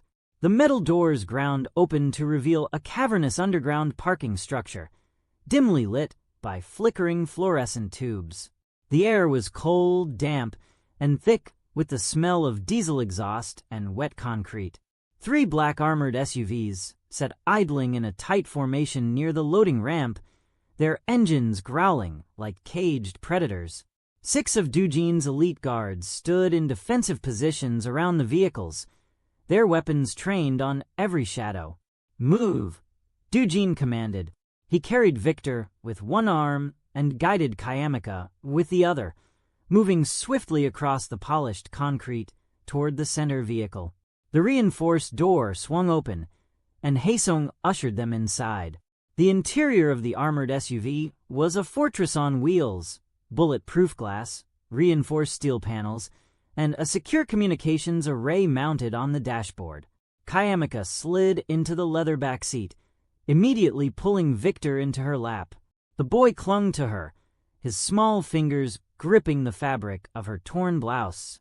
Doojin climbed in beside them, pulling the heavy door shut with a solid, airtight thud. The moment the seal locked, the sounds of the outside world, the distant gunfire, the explosions, the rain, were reduced to a muffled, distant hum. "Go," Doojin ordered into the intercom. The convoy surged forward, tires screeching against the wet concrete as the 3 vehicles rocketed up the loading ramp and burst out into the torrential Seoul rain. The streets of Gangnam were a blur of neon reflections and slashing headlights. Rain hammered the armored windshield in sheets, turning the world outside into a distorted watercolor of red taillights and gray concrete. The two decoy vehicles peeled off at the first intersection, racing south toward the expressway to draw Min-suk's pursuit teams away from the primary transport. Doojin watched the rearview monitor mounted on the ceiling, his expression unreadable. "They're following the decoys," Haesung reported from the front passenger seat, his eyes scanning the thermal imaging display. Two black vans broke off from the hotel perimeter and are chasing the southern convoy. "The primary route is clear." Doojin exhaled slowly, the tension in his broad shoulders easing by a fraction of an inch. He turned his head to look at the back seat. Kayamika was rocking Victor gently, murmuring soft words in Igbo against his hair. Her voice was trembling, but the words were steady, a lullaby of protection and reassurance that transcended language. *NWAM, IDMMA, Mama no Eba, O, Daigi Unigmadaji, aka *. Victor's eyelids were growing heavy, the adrenaline finally giving way to exhaustion. His small hand reached up and touched the collar of Doojin's bloodstained shirt, his fingers brushing against the rough texture of the dragon tattoo on his father's neck. "The dragon kept us safe," Victor murmured sleepily, his gray eyes half closed. Doojin felt something inside his chest fracture, a clean, precise break, like ice splitting under the weight of a spring thaw. He reached out with infinite gentleness and covered Victor's small hand with his own large, scarred fingers. "Yes," Doojin whispered, his voice cracking. "The dragon will always keep you safe. I promise." Kayamika looked up. Her amber eyes met his silver-gray ones across the narrow space of the back seat. In the dim red glow of the armored cabin, surrounded by the wreckage of a night that had nearly destroyed everything she loved, she saw the truth written across his face with devastating clarity. He was not the cold, calculating chairman who had dismissed her 6 years ago. That man was dead. The man sitting beside her was a father who had just walked through fire to reach his child, and the raw, bleeding devotion in his eyes was something she could not pretend not to see. She did not smile, she did not soften, but she did not pull her hand away when his fingers brushed hers on the seat between them. The convoy crossed the Han River Bridge in silence, the black water churning violently beneath the steel cables. The rain began to ease as they climbed into the forested hills north of Seoul, winding up a narrow, tree-lined road that disappeared into the mist-shrouded mountains. 40 minutes later, the convoy passed through a series of concealed security checkpoints hidden within the dense pine forest. Massive steel gates disguised as rock formations slid open silently, revealing a sprawling, ultramodern estate built into the mountainside. The safe house was a fortress disguised as a luxury retreat. Reinforced concrete walls, hidden behind floor-to-ceiling glass, a private helipad on the roof, and a perimeter security system that rivaled a military installation. It was the place Doojin retreated to when the syndicate wars grew too volatile for the city, a location known to fewer than 5 people in the entire organization. The vehicles pulled into the underground garage, the heavy blast doors sealed behind them with a pneumatic hiss. Inside, the estate was warm, quiet, and immaculately appointed. Soft amber lighting illuminated the open-plan living spaces. The floors were heated dark oak, and the panoramic windows offered a breathtaking view of the misty mountain valley below. Mrs. Nwosu, who had been evacuated separately by a secondary team during the hotel assault, was already waiting in the main living area. The moment she saw Victor, she burst into tears, rushing forward and pulling the boy from Kayamika's arms, covering his face with desperate kisses. "Oh, my baby, my precious child. Thank God, thank God," she sobbed in Igbo, clutching Victor so tightly the boy squirmed in protest. "Andy Adiz, I'm okay," Victor said calmly, patting her cheek with his small hand. "The dragon man saved us."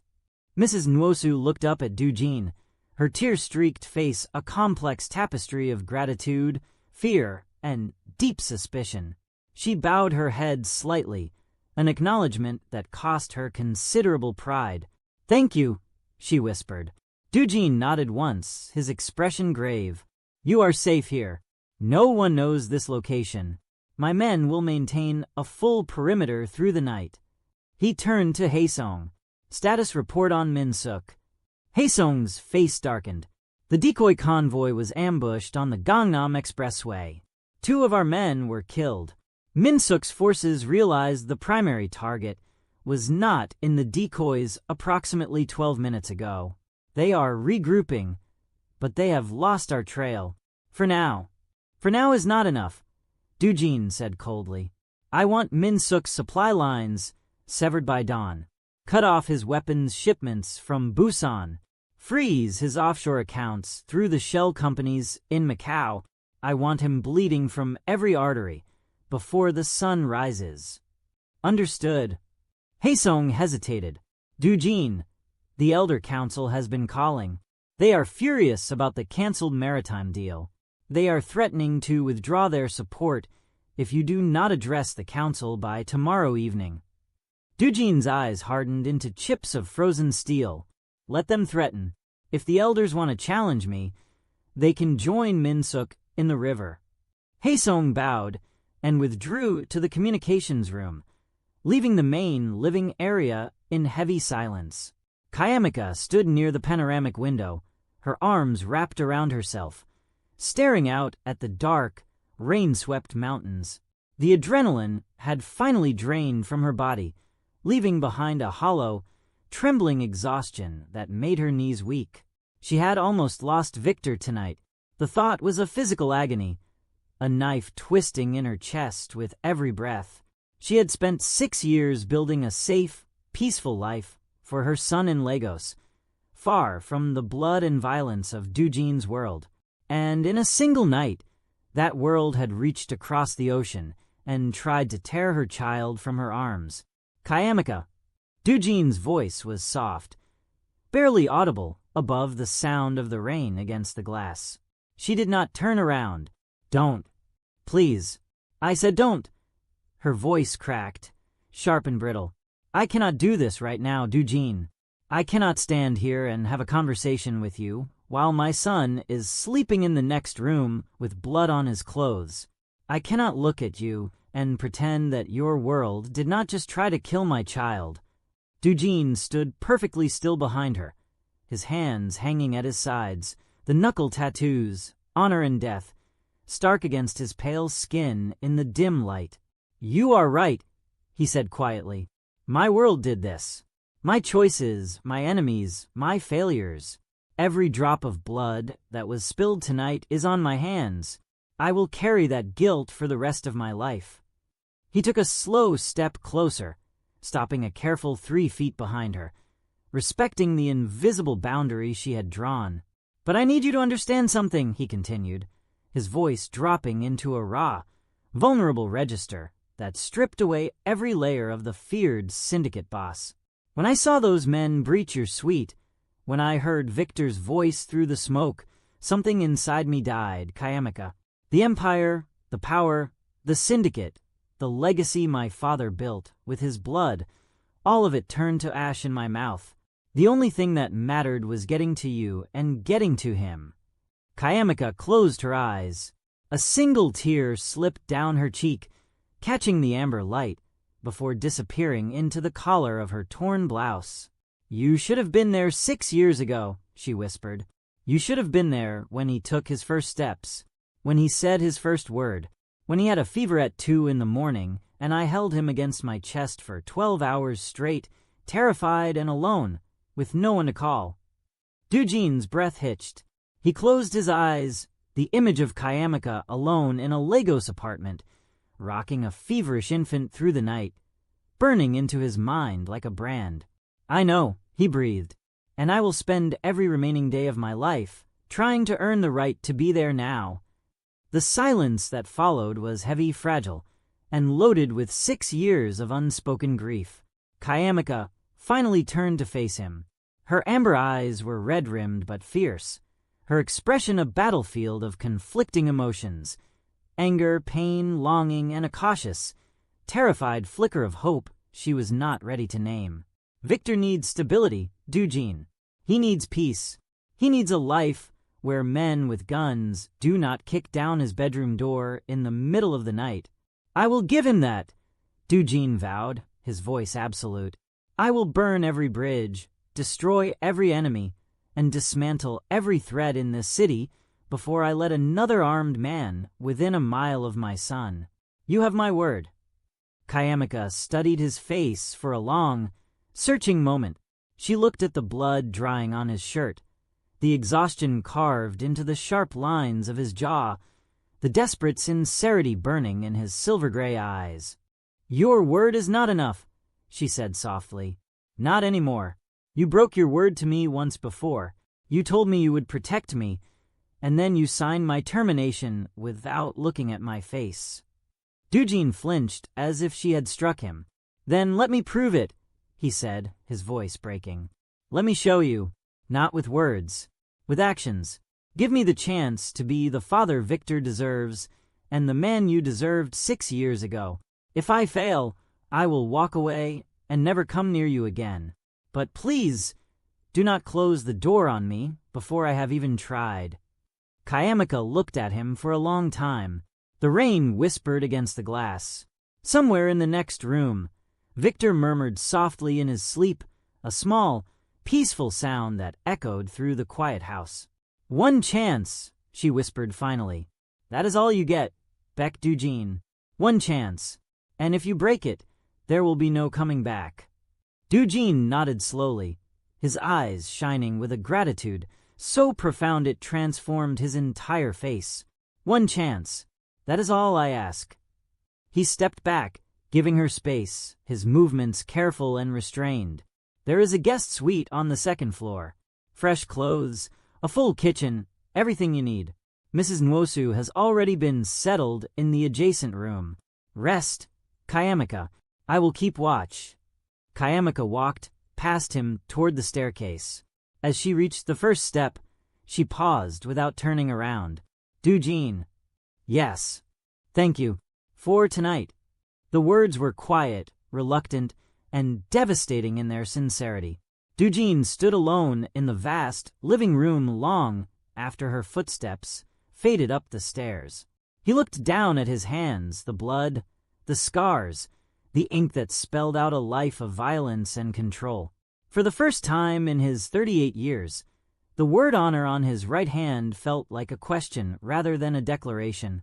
He walked to the kitchen, poured a glass of water instead of whiskey, and sat down at the long oak table to plan the destruction of every man who had threatened his family. Morning arrived with a soft, golden light filtering through the mountain mist. The rain had stopped during the night, leaving the pine forest outside the safe house glistening and impossibly green. The air was cool and clean, carrying the scent of wet earth and cedarwood. Victor woke early, as he always did. He slipped out of the large guest bed where he had slept curled against his mother's side, padded barefoot across the heated oak floor, and wandered downstairs in his small pajamas, clutching his sketchbook and the box of German pastels Doojin had sent. The main living area was quiet. The massive panoramic windows framed the misty valley like a living painting. Victor climbed onto one of the low leather sofas, opened his sketchbook, and began to draw. His small hand moved with remarkable precision, the silver-gray pastel gliding across the paper in confident, deliberate strokes. Doojin emerged from the study 20 minutes later. He had not slept. He had spent the entire night coordinating with Haesung, dismantling Minsuk's supply chains, and reinforcing the safe house perimeter. He had changed into a clean black turtleneck and dark trousers, the dragon tattoo visible along the side of his neck, his sleeves pushed up to reveal the intricate black and gray sleeves of ink covering both forearms. The Korean tiger, the mountain landscape, the prayer beads, the broken chain on his inner left wrist. He stopped in the doorway when he saw Victor. The boy was completely absorbed in his drawing, his tongue poking slightly from the corner of his mouth in concentration. The morning light caught his warm brown skin, his dark curls, and those unmistakable steel-gray eyes that mirrored Doojin's own with uncanny precision.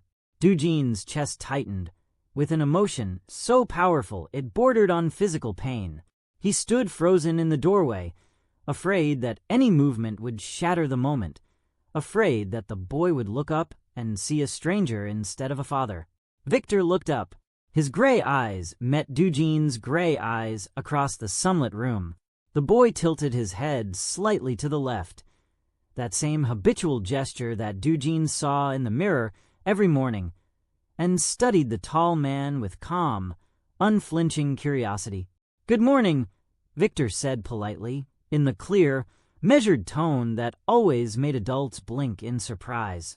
Doojin felt his throat close. He swallowed hard, forcing the words past the tightness. "Good morning, Victor." He walked slowly into the room, his movements deliberate and gentle, as if approaching a wild animal that might startle. He sat down on the opposite end of the sofa, keeping a respectful distance, his large hands resting on his knees.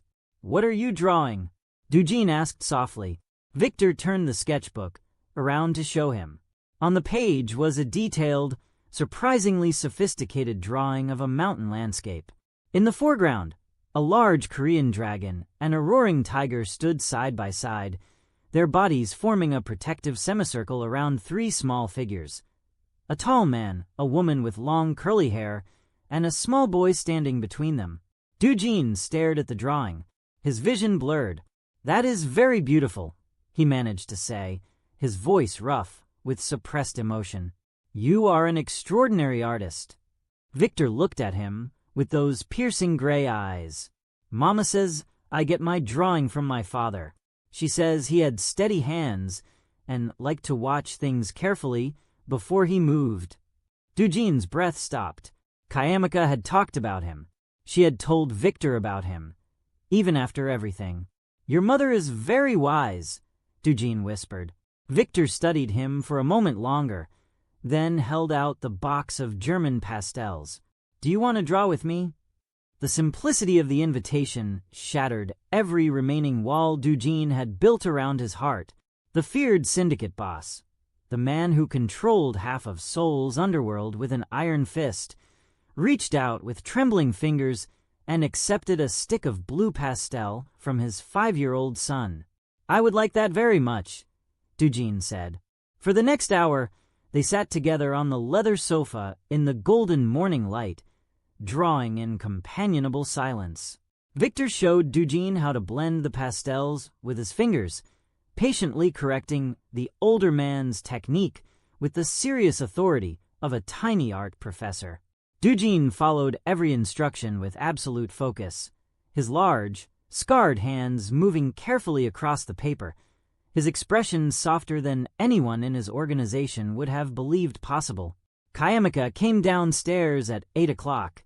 She was dressed in a simple cream-colored knit sweater and dark trousers, her long black curls pulled back into a loose braid. She had washed the smoke and terror from her skin, but the shadows beneath her amber eyes betrayed a sleepless night. She stopped at the bottom of the stairs. The scene before her stole the breath from her lungs. Baek Doojin, the coldest, most feared man in Korea, was sitting cross-legged on the floor beside her son, his long legs folded awkwardly beneath him, a blue pastel stick between his fingers, his expression one of absolute, undivided attention as Victor explained the difference between a dragon's scales and a tiger's stripes. Victor was leaning against Doojin's arm, his small head resting casually against his father's bicep, completely at ease, as if they had known each other for years rather than hours. Kayamika's hand flew to her mouth. Tears burned behind her eyes, hot and sudden. Doojin looked up and saw her standing at the stairs. His expression shifted instantly, a flash of vulnerability, of uncertainty, as if he were a teenager caught doing something tender and was afraid of being mocked for it. "He wanted to draw," Doojin said quietly, as if offering an explanation. "I didn't want to disturb you." Kayamika descended the remaining stairs slowly, her eyes never leaving the image of her son leaning against his father's arm. She sat down in the adjacent armchair, pulling her knees up, wrapping her arms around them. "He likes you," she said softly, her voice carrying a note of wonder and quiet alarm. "He doesn't warm up to strangers easily. It usually takes him weeks." Dujin looked down at Victor, who had returned to his drawing, completely unbothered by the emotional weight of the moment. "He is remarkable." "He is yours," Kayamika said. The words hung in the air between them, heavy with implication. Dujin looked at her, his silver eyes searching her face. "Is that an acknowledgement or a warning?" "Both," she replied honestly. "He is your blood, Dujin. He has your eyes, your stillness, your stubbornness. I cannot deny that, and I will not lie to him about it. But being his biological father and being his actual father are two very different things. Biology gave you his face. It did not give you the right to his heart." "I understand," Dujin said, his voice grave. "I will earn it, however long it takes." From the kitchen, the rich, aromatic scent of frying onions, tomatoes, and Scotch bonnet peppers began to fill the house. Mrs. Nwosu had commandeered the modern kitchen with the fearless authority of a Nigerian matriarch, unpacking her emergency supply of spices and declaring that the boy needed a proper breakfast after the night's ordeal. "Kayamika, come and help me with this egusi," Mrs. Nwosu called out, her voice booming through the open-plan living area. "This Korean kitchen has everything except common sense. Where is the proper mortar and pestle?" Kayamika smiled, a genuine warm smile that transformed her face and made Dujin's heart stutter in his chest. It was the first real smile he had seen on her face in 6 years, and it was more beautiful than any memory he had preserved in the dark nights of his penthouse. "I'll be right there at ease," Kayamika called back. Standing up, she paused beside Dujin as she passed, looking down at the drawing he and Victor had created together. It was clumsy, uneven, and utterly charming. A lopsided mountain with 2 stick figures and a very detailed dragon that was clearly Victor's contribution. "He drew the dragon," Dujin said, almost defensively. "I drew the mountain." "The mountain is very nice," Kayamika said, and there was the faintest trace of warmth in her voice, a crack in the armor that made Dujin's pulse quicken. She walked into the kitchen, and Dujin sat on the floor with his son, listening to the sounds of Kayamika and Mrs. Nwosu arguing affectionately in Igbo over the proper consistency of ground melon seeds, and for the first time in his adult life, the cold, empty fortress of his heart felt like it might actually be a home. The peace lasted exactly 4 hours. At noon, Haesung entered the living area with a face like carved granite. He carried a secure tablet, its screen displaying a series of satellite images and encrypted communications intercepts. Dujin excused himself from the dining table, where he had been sitting with Victor and the 2 women, eating a bowl of rich, spicy egusi soup that Mrs. Nwosu had prepared. He had eaten the Nigerian dish without complaint, despite the Scotch bonnet heat that made his eyes water, because Victor had proudly told him it was his favorite food and Dujin would have swallowed broken glass if his son had asked him to. He followed Haesung into the study and closed the heavy oak door. "Report," Dujin said, his voice instantly shifting from the gentle tone he had used with Victor to the cold, commanding register of the syndicate chairman. Haesung placed the tablet on the desk. "Min-suk has escalated. After last night's failure at the Grand Joseon, he has declared open war on the Beck Syndicate. He has mobilized every available fighter from the southern ports, approximately 300 men. They have seized control of our Busan shipping terminal and burned 2 of our cargo vessels." Dujin's eyes narrowed. "The Busan terminal, that represents 60% of our international freight revenue." "It gets worse," Haesung said grimly. Min-suk has contacted the Elder Council. He has offered them a deal. If they remove you as chairman and install him as the new head of the syndicate, he will return the Busan terminal and guarantee their profit margins for the next decade. Dujin's expression did not change, but the temperature in the room seemed to drop 10 degrees. And the elders? They're considering it, Haesung said, his voice tight with suppressed fury. 7 of the 12 elders have already signaled their willingness to call an emergency vote. They believe your obsession with the woman and the child has made you weak. They believe you are no longer fit to lead.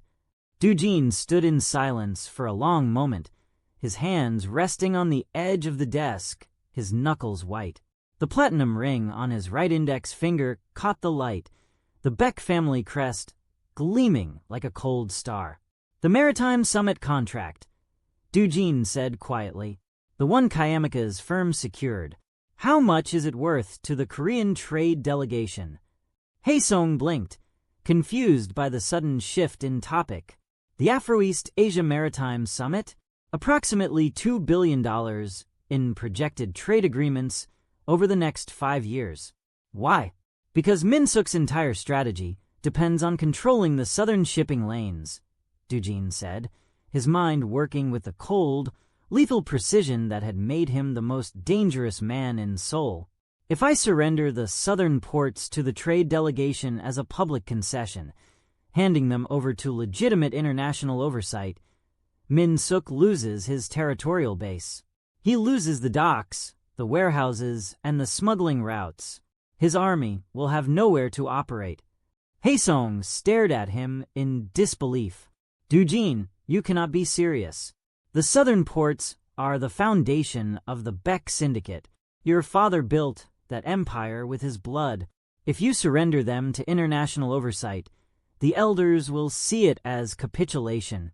They will vote you out within 48 hours. Let them vote, Dujin said, his voice dropping into a subterranean calm that made Haesung's blood run cold.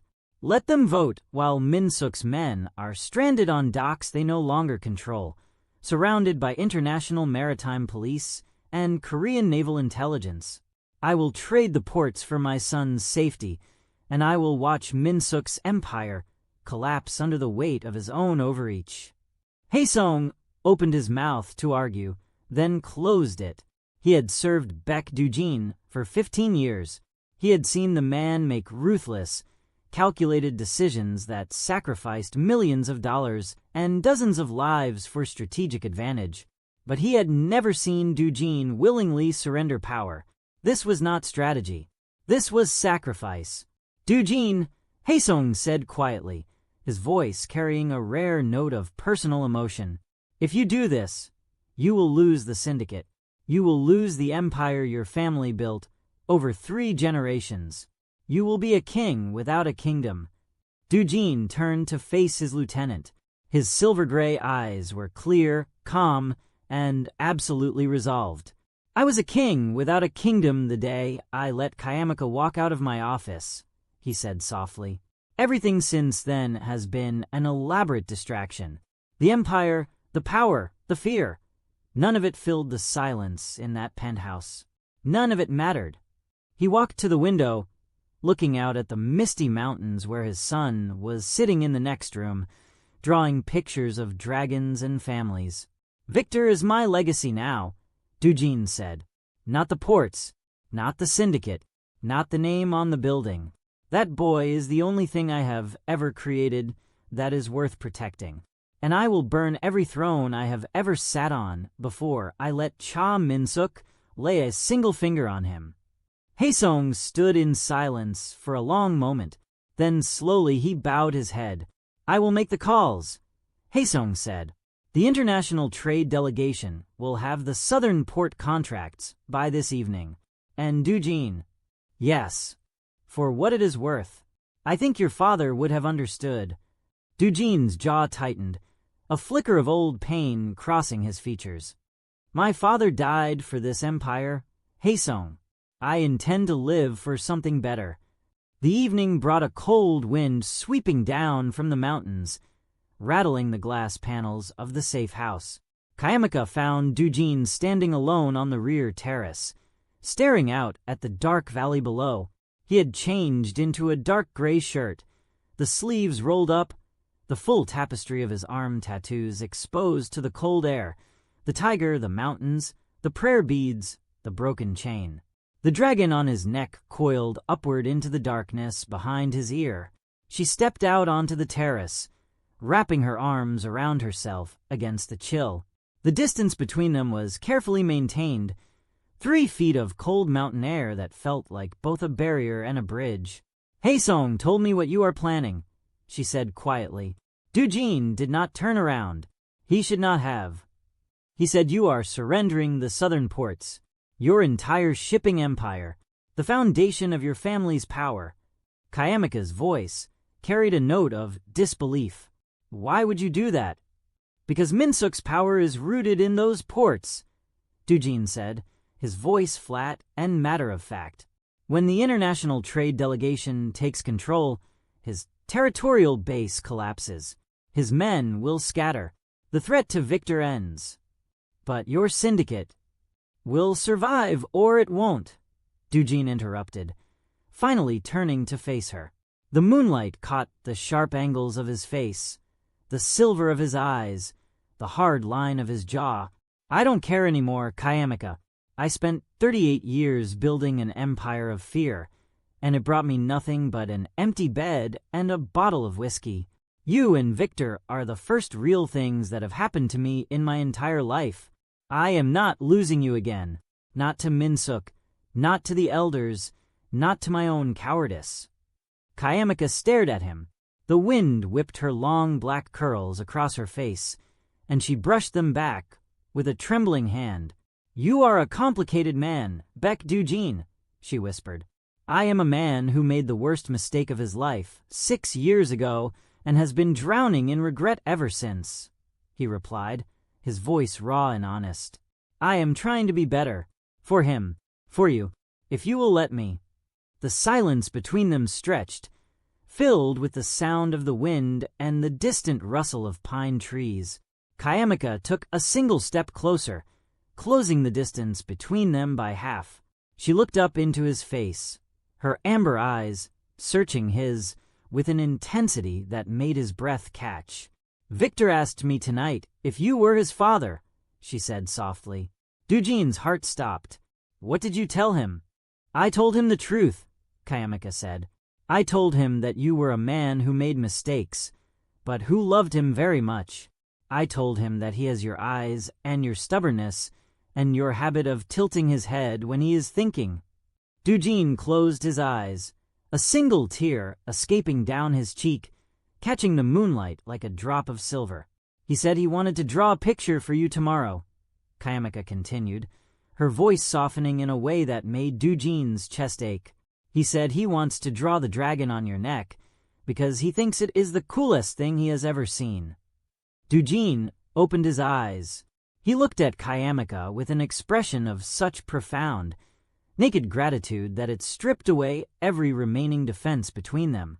"Thank you," he whispered, "for telling him, for not erasing me from his life the way I erased you from mine." Kayamika reached out, her fingers hovering for a moment before gently touching the edge of the dragon tattoo on his neck.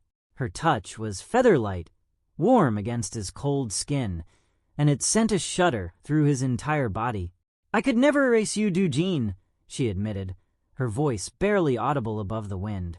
"No matter how hard I tried. You are in his face. You are in his eyes. Every time I look at my son, I see the man I loved in a cold office in Gangnam, and I remember what it felt like to believe that love could survive anything." Dujin raised his hand slowly, his fingers trembling as they brushed a strand of dark curls from her cheek. His touch was reverent, gentle, as if she were made of glass, and he was terrified of breaking her. "It can survive," he whispered, "if you let me prove it." Kayamika leaned into his touch for a single, breathless second. Then she stepped back, her expression settling back into cautious resolve. "Survive the night first, Chairman Beck," she said, a faint ghost of a smile touching her lips. Then we will talk about the future. The final confrontation came at dawn. Cha Min-suk, desperate and cornered after the sudden loss of his southern port operations to the international trade delegation, launched a suicidal assault on the safe house.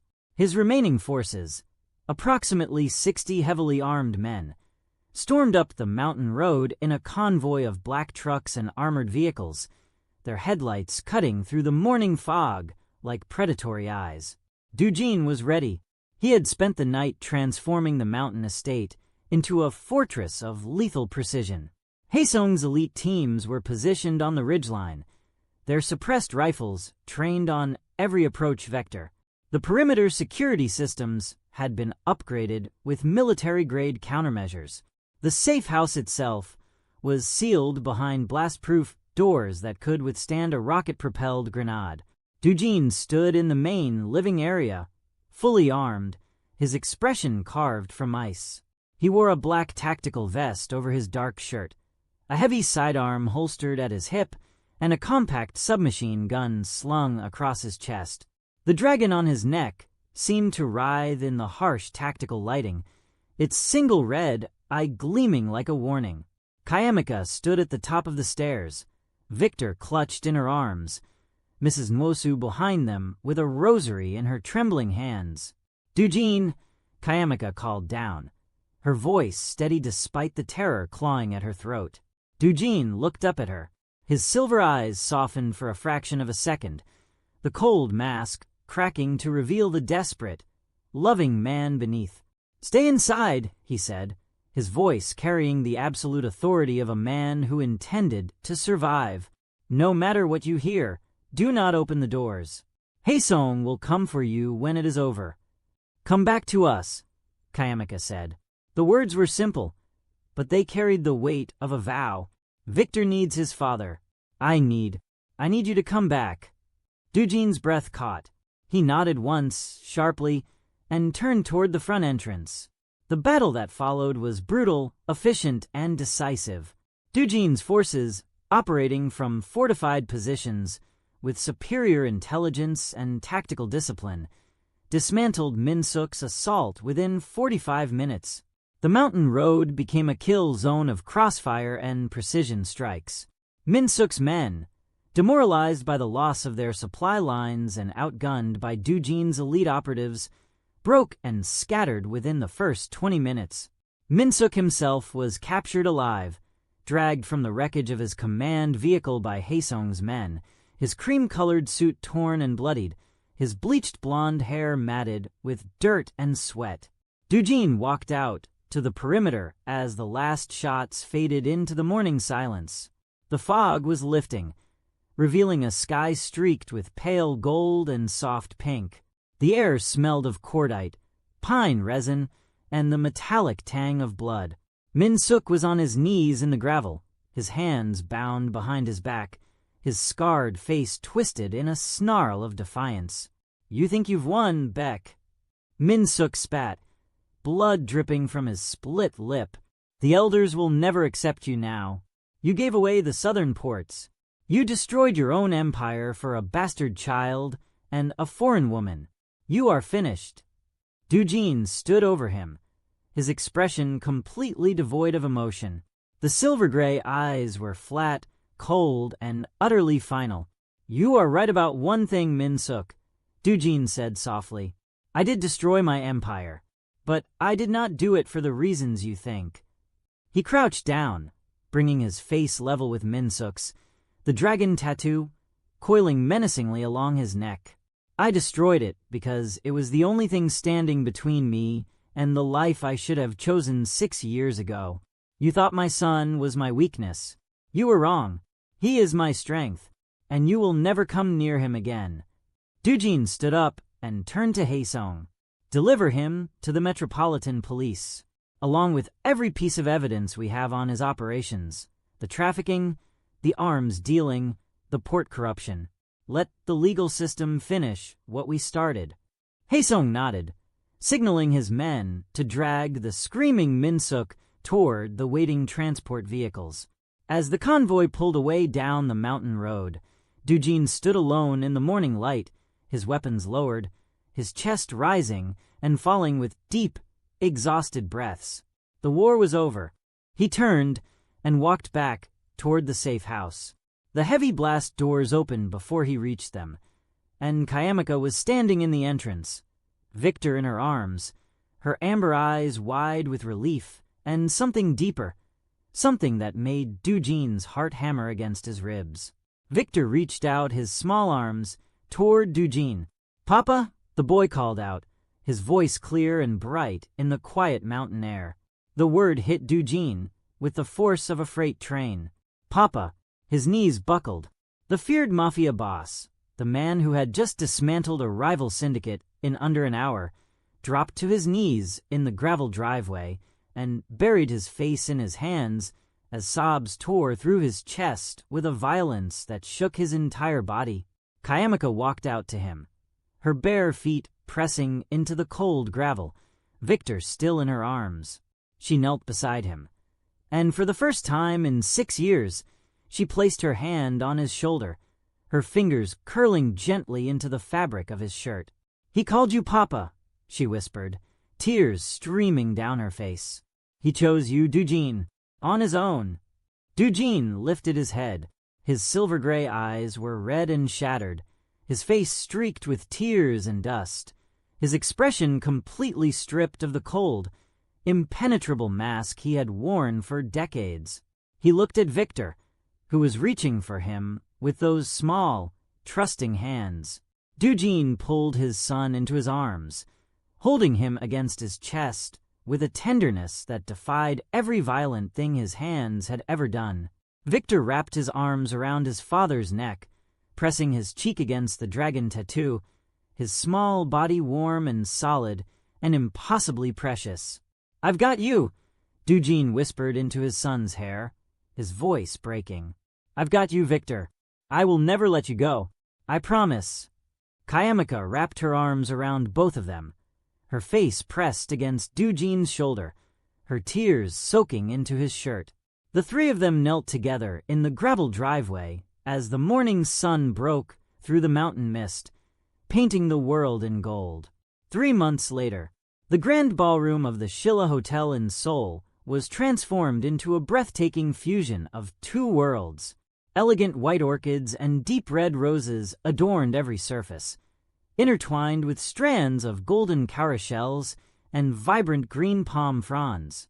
The tables were draped in ivory silk and rich emerald ankara fabric, blending Korean minimalist elegance with the bold, joyful vibrancy of Nigerian celebration. The room was filled with 300 guests, Korean business executives, syndicate elders who had reluctantly accepted Doojin's new direction, Nigerian diplomats and trade partners, Kayamika's extended family, who had flown in from Lagos, and the loyal members of the Beck organization who had stood by their chairman through the most turbulent period in the syndicate's history. Haesung stood near the entrance in a crisp black suit, his scar barely visible beneath the warm lighting, a rare smile touching his usually stoic face. Mrs. Nwosu was in the front row, resplendent in a magnificent gold and crimson George wrapper and head tie, her gold hoop earrings catching the light as she dabbed her eyes with a lace handkerchief. At the altar, beneath a canopy of white wisteria and golden lanterns, stood Baek Doojin. He wore a tailored black tuxedo, immaculate and severe, the dragon tattoo barely visible above the crisp white collar of his shirt. His jet-black hair was slicked back with its usual precision, but his silver-gray eyes were soft, luminous, and fixed entirely on the entrance at the back of the ballroom. The music shifted, a haunting, beautiful melody that blended the deep resonance of a Korean gaegeum with the warm, rhythmic pulse of an Igbo flute. The doors opened. Kayamika walked in. The entire room fell silent. She was a vision of absolute, breathtaking beauty. Her gown was a masterwork of Afro-Korean fusion design, a fitted bodice of ivory Korean silk that flowed into a dramatic, sweeping skirt of deep emerald ankara fabric embroidered with gold thread. Her long black curls cascaded down her back in loose, luxurious waves, adorned with delicate gold pins and tiny white orchids. Her deep brown skin glowed beneath the warm lights, her amber eyes shining with tears of joy. In her arms, she carried Victor. The 5-year-old boy was dressed in a miniature version of his father's tuxedo, complete with a tiny black bow tie and a single white orchid pin to his lapel. His dark curls were neatly combed, his steel-gray eyes wide with wonder as he looked around the glittering ballroom. Kayamika reached the altar and placed Victor gently on his feet. The boy immediately walked to Doojin, took his father's hand, and looked up at him with absolute trust. Doojin knelt down, adjusting Victor's bow tie with trembling fingers, his eyes shining. "You look very handsome, Victor." "You look handsome too, Papa," Victor said seriously. "But your dragon is hiding." Doojin laughed, a real, genuine laugh that echoed through the silent ballroom and made half the guests gasp in astonishment. No one had ever heard Doojin laugh. "It's just being shy," Doojin whispered, pressing a kiss to his son's forehead. "It comes out when it needs to protect someone." He stood up and faced Kayamika. The moment their eyes locked, the rest of the world dissolved. The guests, the music, the flowers, the glittering chandeliers, everything faded into a soft, golden blur, leaving only the two of them standing in the center of a universe they had almost lost forever. Doojin took her hands in his fingers scarred, tattooed, marked by a lifetime of violence, closed around hers with infinite gentleness. "Kayamika Okafor," he began, his deep voice carrying through the silent ballroom, steady and clear and utterly sincere. "6 years ago, I was a man who believed that power was the only thing worth protecting. I was cold. I was afraid. I was a coward hiding behind a throne of ice. I let you walk out of my life because I was too terrified to admit that you were the only thing that made me human." Kayamika's tears spilled over, tracing golden paths down her cheeks. "When I saw our son drawing on my car with a piece of chalk," Doojin continued, his voice breaking with raw emotion, "I realized that I had spent my entire life building an empire of nothing. The ports, the syndicate, the fear, none of it mattered. The only thing that has ever mattered is standing right here in front of me." He squeezed her hands, his silver eyes burning with a devotion so fierce it made the air in the room vibrate. "I do not ask for your forgiveness, because I know I do not deserve it. I ask for your partnership. I ask for the privilege of waking up beside you every morning, of watching our son grow into the extraordinary man he is destined to become, of earning your trust one day at a time for the rest of my life." He paused, his voice dropping into a tender, intimate whisper that only she could hear. *Sarangi Kayamika. Nato Neil Sarangi. I love you. I have loved you since the moment you looked me in the eye in that cold office and refused to flinch. I will love you until the dragon on my neck fades and the ink on my hands turns to dust. Kayamika's breath trembled. She looked at this man, this terrifying, broken, beautiful man who had burned his empire to the ground to build a home for her and their son, and she felt the last remaining walls around her heart crumble into light.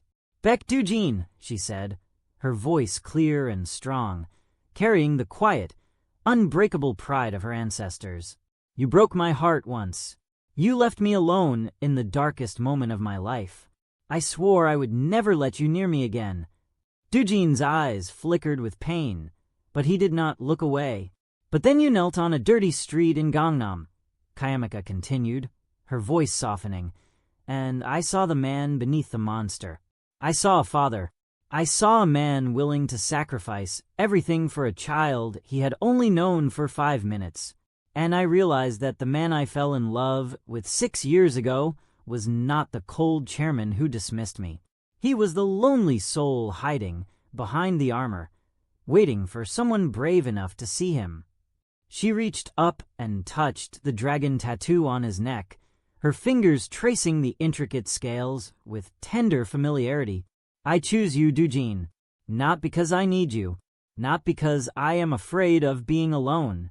I choose you because you have proven, through blood and sacrifice and tears, that you are worthy of the love I have carried for you across 2 continents and 6 years of silence. She smiled, a radiant, devastating smile that lit up the entire ballroom. Hiruem Gi and Anya. I love you, and I am never letting you go. The ballroom erupted in applause, cheers, and the joyful ululations of Kayamika's Nigerian aunties in the front row. Mrs. Nwosu was sobbing openly, her gold hoop earrings swinging as she clapped her hands above her head. Victor tugged on Doojin's sleeve. "Papa, are you crying?" Doojin looked down at his son, tears streaming freely down his face, his expression one of absolute, overwhelming joy. "Yes, Victor, I am crying." "Why?" "Because I am the luckiest man in the world." Victor considered this for a moment, tilting his head to the left in that familiar, thoughtful gesture. Then he reached into his tuxedo pocket and pulled out a small, folded piece of paper. "I made this for you and Mama," he said, handing it to Doojin. Doojin unfolded the paper with trembling hands. On the page, drawn in vibrant pastels with the confident, precise strokes of a child who knew exactly what he wanted to create, was a picture of 3 figures standing together beneath a bright yellow sun. The tall man had a dragon curling up his neck. The woman had long black curls and a green dress. The small boy stood between them, holding both their hands. On either side of the family, a Korean dragon and a roaring tiger stood guard, their bodies forming a protective circle around the 3 figures. At the bottom of the drawing, in careful, slightly wobbly letters, Victor had written, "My family." Doojin pressed the drawing to his chest and pulled his wife and his son into his arms, holding them so tightly that the 3 of them became a single, unbreakable entity. The dragon on his neck seemed to shimmer in the golden light of the ballroom, its single red eye gleaming with quiet satisfaction. The Ice King had melted, and in his place stood a man, a father, a husband, whole, healed, and finally irrevocably home. If this story touched your heart, please like, share, and subscribe. Comment where you're watching from so I know how far across the world this story has traveled. And tell me, what was your favorite moment? The card drawing? The hotel rescue? The wedding? I read every single comment, and your support means the world to me. Until the next story, take care of yourselves and the people you love.